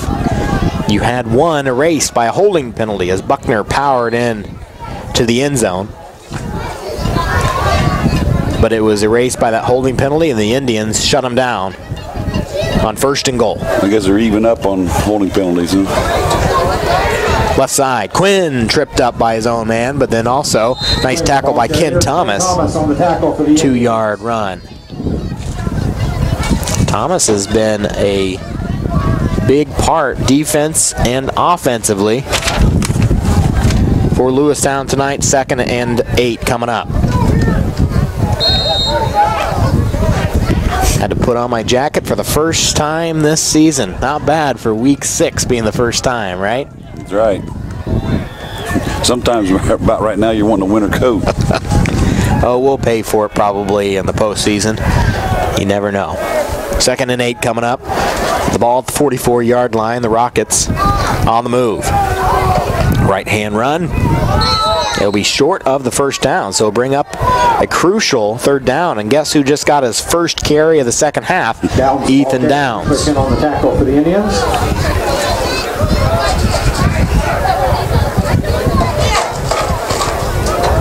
So now it'll be interesting to see how the defense is set up here for the Indian squad, because if you get a big stop here, they'd have to punt the ball away. But 3 yards really hasn't been that big of a problem for this Rocket squad, except for when they're in the red zone. Yeah, like we said, they don't pitch the ball much, so it's difficult to make a stop in the backfield. Triplett keeps it. And just as we say that, he's got 2 men right there, and he's taken down for a big loss. I don't know if that one fell apart, but Triplett was running to the left-hand side, and he had 2 red jerseys, and they eat him up for a loss of 7. That was a big play for Lewiston. That's the first time that Triplett has held the ball to run it. And it's a loss of 7. Didn't work out for the Rockets. I'm definitely thinking someone went the wrong way there. And also, there was a red jersey that slipped through the center. He wasn't on his feet, but he kind of squeaked through. And he could have interrupted somebody's pathway then, just couldn't get to the handoff. So now 4th and 9. 2 in the backfield, looks like a punt. First punt for Rushville. Good kick towards us. Looks like it will take a friendly bounce. Picked up by the Indians, and Klein will be wrapped up and taken down at around the 25-yard line. Or the 20-yard line. 20. I can't follow my lines across the field. Help me out here. Well, I can't even see them. Okay, so we're in the 4th quarter. We got a 5-point ball game. Again, anytime we put Lewistown on the Prairieland Conference Game of the Week, it's going to be the game of the week, and sometimes it turns out being the game of the year. Yeah. So they're trying to make it better than last time, huh? They're trying to beat their own game of the year candidate from 2 weeks ago. 1st and 10, Indians down by 5. Thomas goes in motion, and it's a fake to him. They give it to Gravitt as he piles his way through for 5. Kyle Gravitt, the Indian ball carrier. Picks up 5. So I think that's been an effective misdirection for the Indians. We've seen Thomas a couple of times grab it while in motion, and then Gravitt, being on the delay, gets it on the fake handoff to Thomas. 2nd and 5 coming up. Probably most of that is so that they can see if they can freeze linebackers for Rushville. 8:46 left in the 4th quarter. This quarter is really moving along. Yeah. Well, they haven't thrown the ball much this time. Down by 5. The Indians really need to find the end zone. This time Myers goes in motion. He gets it. He's out on the right-hand side. He's got a couple of blockers. He's still on his feet and taken down. Great job by the Rockets player, and that was Buckner who shed his block to make the tackle as he took it to the 40. But it's first down. I was looking for a flag on that one. It was very close to a block in the back, but I think he made a good decision, executed it pretty well. So 1st and 10 for the Indians. The ball sits at the 40-yard line. They get to midfield, they get a new set of downs. Gonna roll under 8 minutes to play here in the ball game, down by 5. Pass to Klein. He's got some blockers. He's still on his feet. He's got a couple more blockers. He's down to the opposite side of the field, and he's finally taken out of bounds at around the 37-yard line. I don't know how that one finally set up, but 20 yards later, they're in Rockets territory. There was a lot of tiptoeing going on that one. Well, he had 5 white jerseys, and it seemed like he was on the sideline the entire time.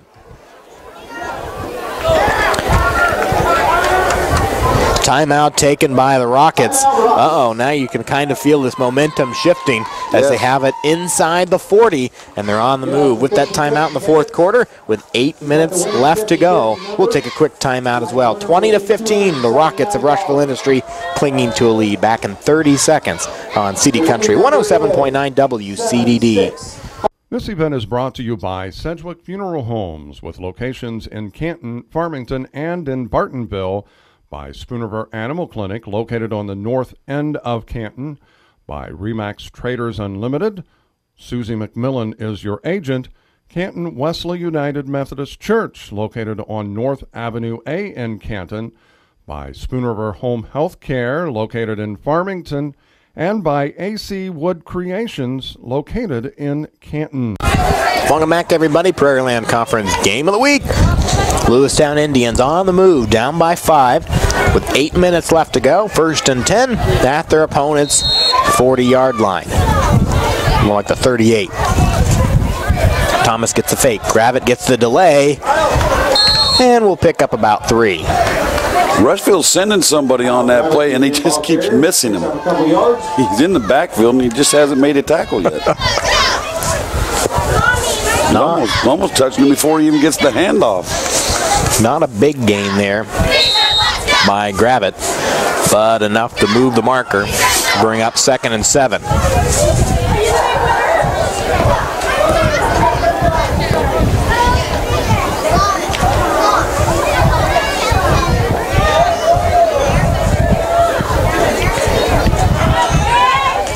Indians the only one to score in this half.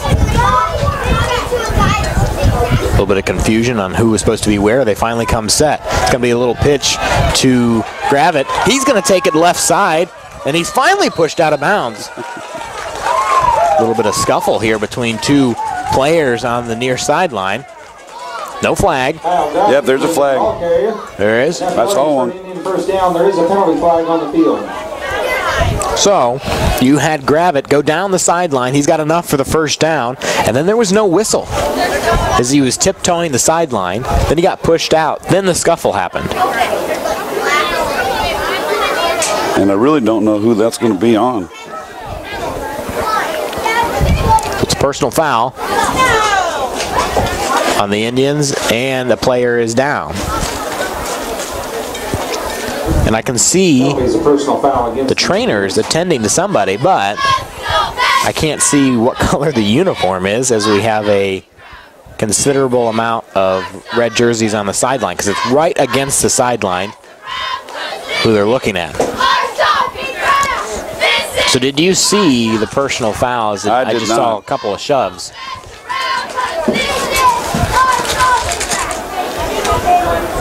It looks like it's a Lewistown player they're taking a look at. So they'll move the ball back on the personal foul.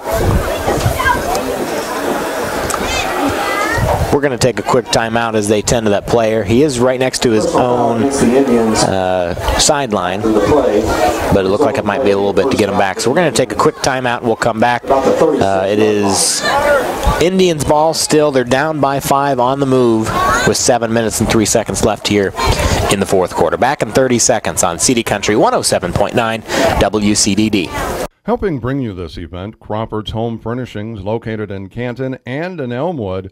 By the Bank of Farmington, located in Farmington and in Canton. By the Canton Napa, located on North 1st Avenue A in Canton. WCDD, CD Country 107.9, your home in the country. By Monocle's Pizza, located on North Fifth Avenue in Canton We Deliver, and by M. Bixler Video Productions. Buddy, okay, so now you talk about the first down was gained by the Indians, and then the personal foul was administered. And the interesting part is the player that we're tending to was Klein, which has been the go-to receiver. So now it's 1st and 10, and Beekman's going to air it out. So he's going to find a new man. He's got Myers, and it's incomplete. He threw it right down the sideline. He had his man beat, but it got behind him, and he got twisted up, incomplete. That's a catch that has to be made at this particular point in the ball game.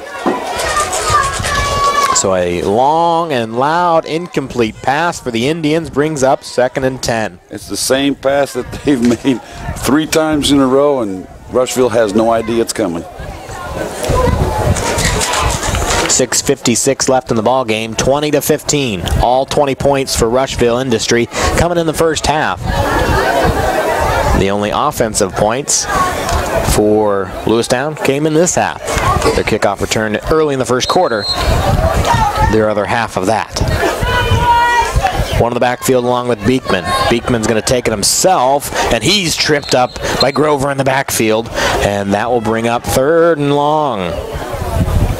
Kate Beekman on the keeper. Short gain, it'll be 3rd and 9. Beekman's second run in this half gives him about a yard. 3rd and 9 coming up. And Beekman has to make somebody commit on that play. He's either got to make him think he's pitching, or he's got to turn it upfield.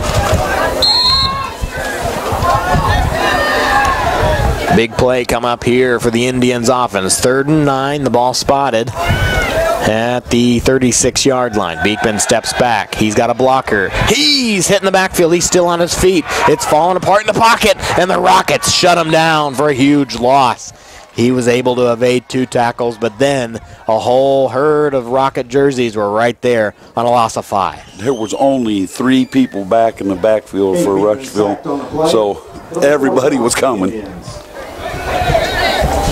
So 4th and really long here, so about 4th and 16. So what do you dial up here? You try to pin him back deep or go for the long ball? I think I'd punt.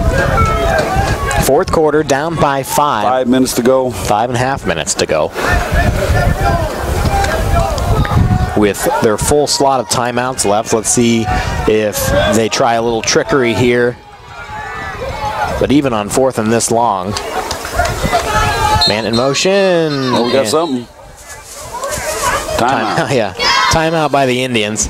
I don't know if the coaching staff didn't like how it was set up, or they just weren't going to do anything to begin with. I think that was just a draw them offside kind of thing, and go from there. Now right? they come out and punt. So with 5 minutes, 19 seconds, and down by 5, the ball at the Rockets' 42-yard line. We would assume a punt coming up after this break. We're going to take a quick timeout, 30-second timeout, back in 30 seconds on CD Country 107.9 WCDD. Helping bring you this event, Quality Roll-Off and Quality Disposal, located in Farmington, by Stereo Village on South 4th Avenue in Canton, by Lynn Lanes, located on East Lynn Street in Canton, by AM 1560 WBYS 93.7 FM, the voice of Fulton County, by Big Horse Vineyard, located near Lewistown, and by M. Bixler Video Productions, located in Canton. Here on CD Country 107.9 WCDD, Prairieland Conference Game of the Week. Big play coming up, 4th and long. And you have what looks like an offensive unit out there. They're going to go for it. Beekman finds Klein.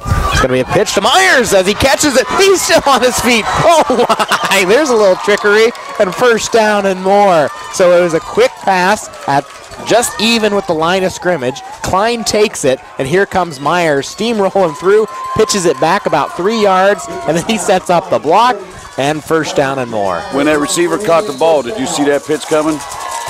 Yeah. Okay, so did I, but Rushville didn't. Rushville did not. That was well designed. But the thing is, all night you've had Klein about 15 yards to the left of the line, catch the ball directly even with the line, and then he gets some blocks and sets up, moves downfield. And then now he becomes the block. That was smart. 1st and 10, big play by the Indians.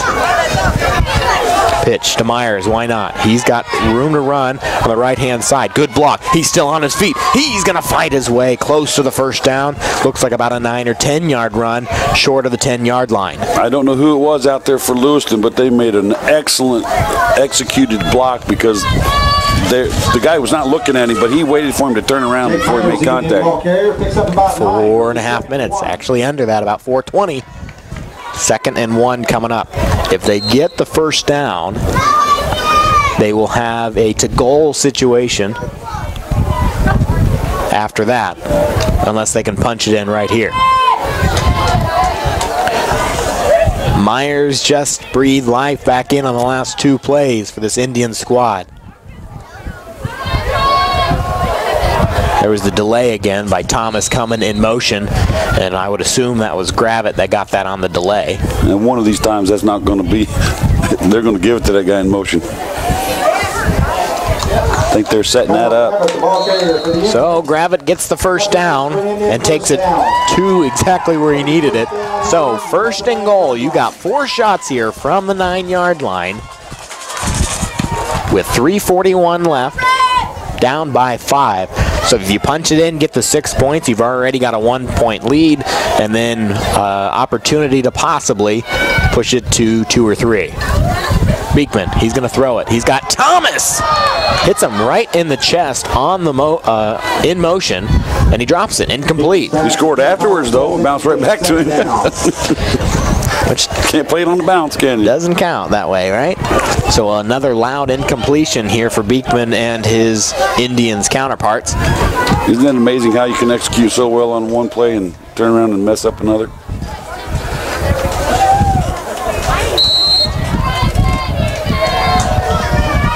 The Indians have been close so many times tonight. And remember, both of these squads have had a touchdown taken away. That is the drive that I'm really keying on, is that Rockets drive. That was a touchdown. Their only touchdown this drive, or this half, taken away. Myers has it. He shakes off one tackle, but he's wrapped up for no gain.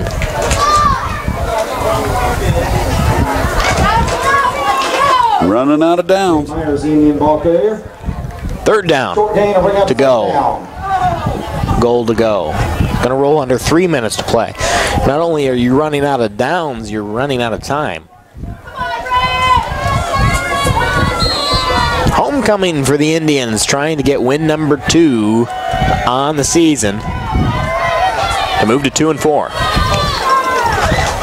2 wide this way, 1 up top. It's going to be a toss. Thomas has it this time, and he's shut down in the backfield. It was about a 1-yard toss, if anything. Marker moves about half a football length. Yeah. 4th down. Well, you went to the well one too many times. I think they're starting to read that play now. They need 8 yards for 6 points. 2 minutes and 16 seconds. This might be the ball game.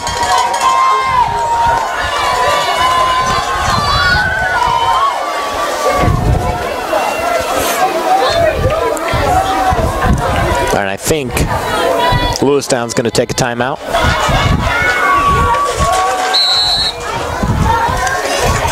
And they do.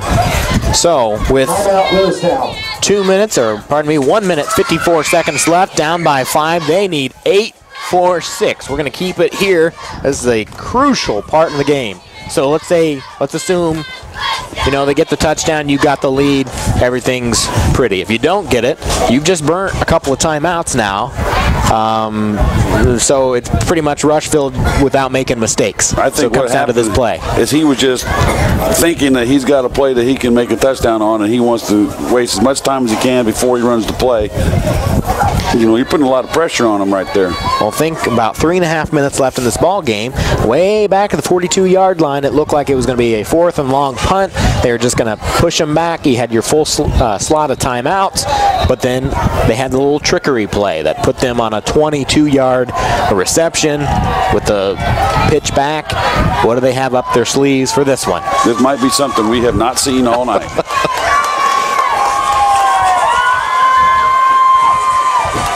The homecoming They've already crowd. he's already blown the whistle for the 25 seconds, so. The homecoming crowd getting into it here, and they're set.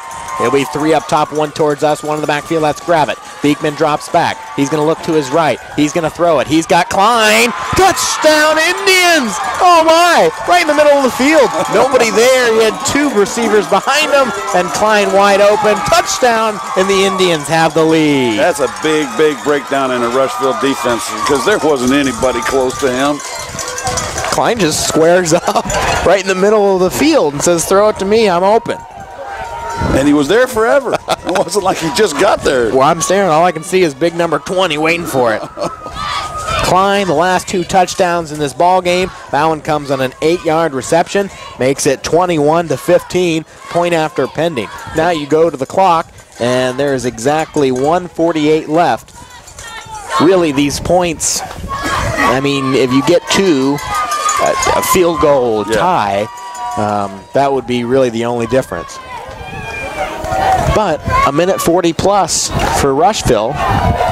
That is an incomplete pass on the 2-point conversion. So, Conversion is no good.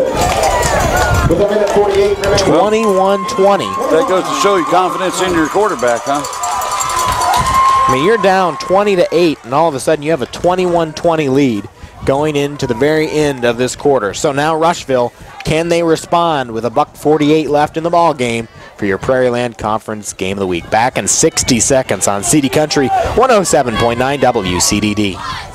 Helping bring you this event, Quality Roll-Off and Quality Disposal, located in Farmington by Stereo Village on South 4th Avenue in Canton, by Lynn Lanes, located on East Lynn Street in Canton, by AM 1560 WBYS 93.7 FM, the voice of Fulton County, by Big Horse Vineyard, located near Lewistown, and by M. Bixler Video Productions, located in Canton. Helping bring you this event, Monocle's Pizza, located on North 5th Avenue in Canton, by Modern Health and Fitness, located on East Chestnut Street, by Schnar & Sons Heating and Cooling, located in Cuba, by Western Illinois Home Health Care, by Lambs of God Preschool and Daycare on North Avenue A in Canton, and by AC Wood Creations, located in Canton.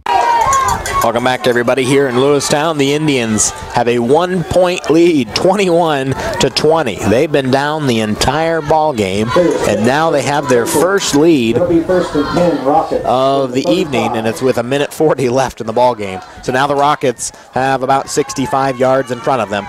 Can they find the end zone? Well, I was about to mention that, you know, if I was Lewistown, I wasn't going to kick it to Buckner. Of course, they didn't, so.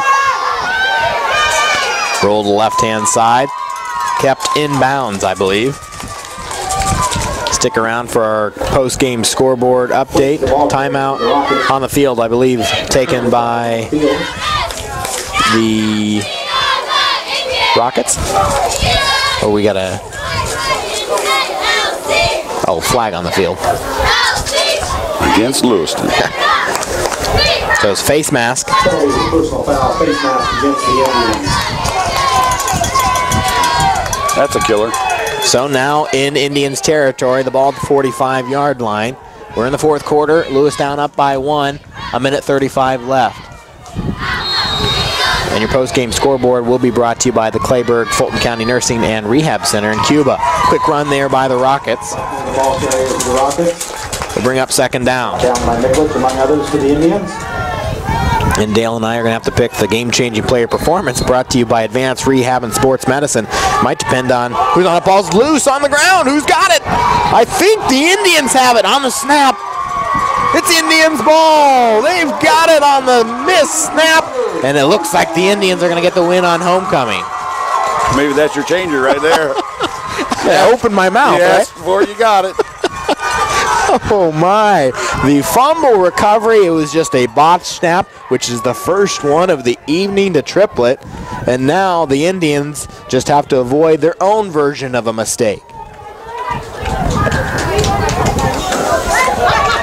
I don't know what it is about this Indian squad where they can find everything in their power to make a game interesting. They don't give up at all, do they? 1-11, so a 1-point lead for Lewistown.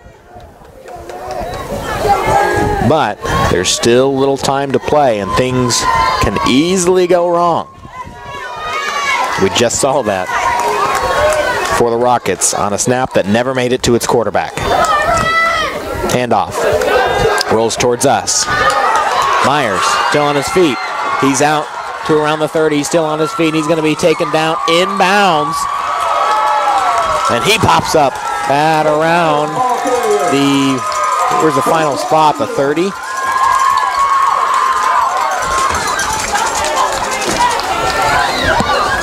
About 25, aren't we? And timeout taken by the Rockets. And that big run by Myers really takes the air out of the balloons for Rushville. And you just look over as they're walking over to their coach to discuss this. They just look completely defeated. Fourth quarter, 1-point lead, 59 seconds left. Lewistown this close to win number 2. Back in 30 seconds on CD Country 107.9 WCDD. Helping bring you this event, Monocle's Pizza, located on North 5th Avenue in Canton. By Modern Health and Fitness, located on East Chestnut Street. By Schnar & Sons Heating and Cooling, located in Cuba. By Western Illinois Home Health Care. By Lambs of God Preschool and Daycare on North Avenue A in Canton. And by AC Wood Creations, located in Canton. Welcome back, everybody, here in Lewistown. The Indians knocking at the door of win number 2. And the Rockets staring down the barrel of loss number 6. Dakota 0-6.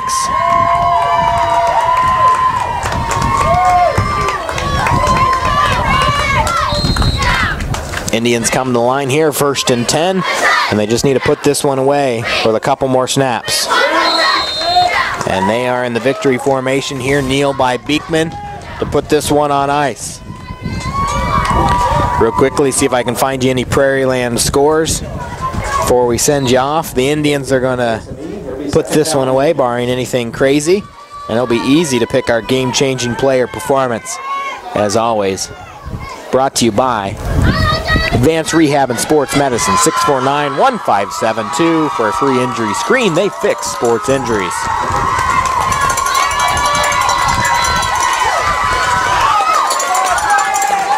Here's another kneel by Beekman.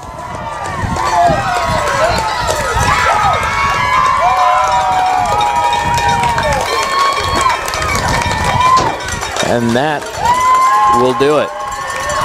The Indians on homecoming fight their way to win number 2, move to 2-4, and Rushville finds another way to lose, to move to 0-6 on the season. Before we get to our post-game show, let's talk about our game-changing play or performance brought to you by Advanced Rehab and Sports Medicine. And I think you highlighted it. Comes down to the fumble. Yeah, well, I'm either going to go with that fumble or I'm going to go with that 4th and long gutsy call that, you know, you make the play or you give up the ball. So either one of those is a good choice. What about that holding on Buckner's only touchdown in the second half? Yeah. And then they end up stopping them on 4 tries on 1st and goal. I mean, that's 3 things that went Lewiston's way all in the last quarter. So, but the Indians didn't have much luck in that first half, having a 64-yard reversal on a touchdown. So this one was just loaded with game-changing plays or performance. Always brought to you by Advanced Rehab and Sports Medicine, 649-1572. They fix sports injuries. This is your post-game show brought to you by Monocle's Pizza, home of the family pleaser. Dine in, carry out, or delivery, 647-1127. Monocle's, the perfect post-game stop, 135 North 5th in Canton. Well, Rushville, again, 0-6. They had a pretty good night offensively in the first half and then really slowed up. You're looking at total yardage 249. What did I tell you at halftime? 200. Yeah. So they not much in the second slammed on the brakes, and that's why if you don't score anything in the second half, it's tough when you're only up by 12 at halftime. 119 yards for Buckner on 19 carries. He only had 5 carries in the second half. I think it was really starting to beat him up quite a bit. 73 yards for Quinn and 64 yards for Downs, who only touched the ball once in the second half. So the offense changed in that second half for the Rockets. On the other side of the ball, the Indians victorious 21-20 your final score, and their final stat line got a lot better. They had 150 yards offense compared to only 100 in the first half. 73 yards for Myers, 39 for Gravitt, 12 for Thomas, 1 yard loss for Beekman on 3 attempts, and then 135 yards via the air for Beekman, most of that coming to Klein, and the real cap was a 33-yard reception to Klein and an 8-yard reception to Klein, both coming in the second half, and that's how they put this thing away. This is your post-game show, as always, brought to you by Monocle's Pizza, home of the family pleaser. Dine in, carry out, or delivery, 647-1127. Then let's get you your scoreboard, post-game scoreboard update. The Clayburgh Fulton County Nursing and Rehabilitation Center in Cuba let the rehab therapy team at the Clayburgh get you back home, 785-5012. From the Prairieland Blue, looks like we're going to have 2 teams undefeated next week. 40-6, Farmington Farmers over West Prairie. They dominate the Sparklones, and they took better control of them than Elmwood Brimfield did, only winning by 18 last week. So that's something to highlight as well. Stark County 42-14 over West Central. A-Town gets their first loss of the year, 40-7 to Knoxville. Wow. So Knoxville has complete control of the Prairieland Black. Elmwood Brimfield put up 60 points again this evening over Illini West. Illini West has a combined 110-6 against Elmwood Brimfield and Farmington combined this year. Farmington putting up 50 and Elmwood Brimfield putting up 60 points on Illini West. West Hancock 68-20 over Macomb. Let's see if there's anything else here from the Prairieland Conference. I believe that's all that I have. So now you see 2 clear winners up at the top of the Prairieland Blue, and now Knoxville in control of their destiny to win the Prairieland Black for the 2nd year in a row. So next week, that's the game. It's the Prairieland Blue Conference Championship per se. The Elmwood Brimfield Trojans play host to the Farmington Farmers, both teams at 6-0 and 4-0 in their conference. So that'll be great. I won't be there. I'm going to take a week off, but we'll have somebody there to broadcast that game. Mark Bixler will probably be alongside you for a beautiful Friday night. Should be a lot of fun. This is your post-game show brought to you by Monocle's Pizza, home of the family pleaser. Dine in, carry out, or delivery, 647-1127. Monocle's, the perfect post-game stop. 135 North 5th in Canton. Well, for everybody at CD Country 107.9, Lewistown, we got to follow them around more. They always make it interesting. 21-20, your final score. They moved to 2-4, and Rushville now falls to 0-6. So for Mark Bixler at M. Bixler Video Productions, Dale Horn, Dakota Horn, Rachel back in the studio, and everybody working tonight for CD Country 107.9, our listeners and our sponsors, we thank you for tuning in for week 6 of the Prairieland Conference schedule. We're zooming right along, 2/3 of the way done with the regular season. Next week, 2 undefeated Titans in the Prairieland Blue, the Farmers and the Trojans in Elmwood. It's going to be a good one. So for everybody, CD Country 107.9, we'll talk to you next week.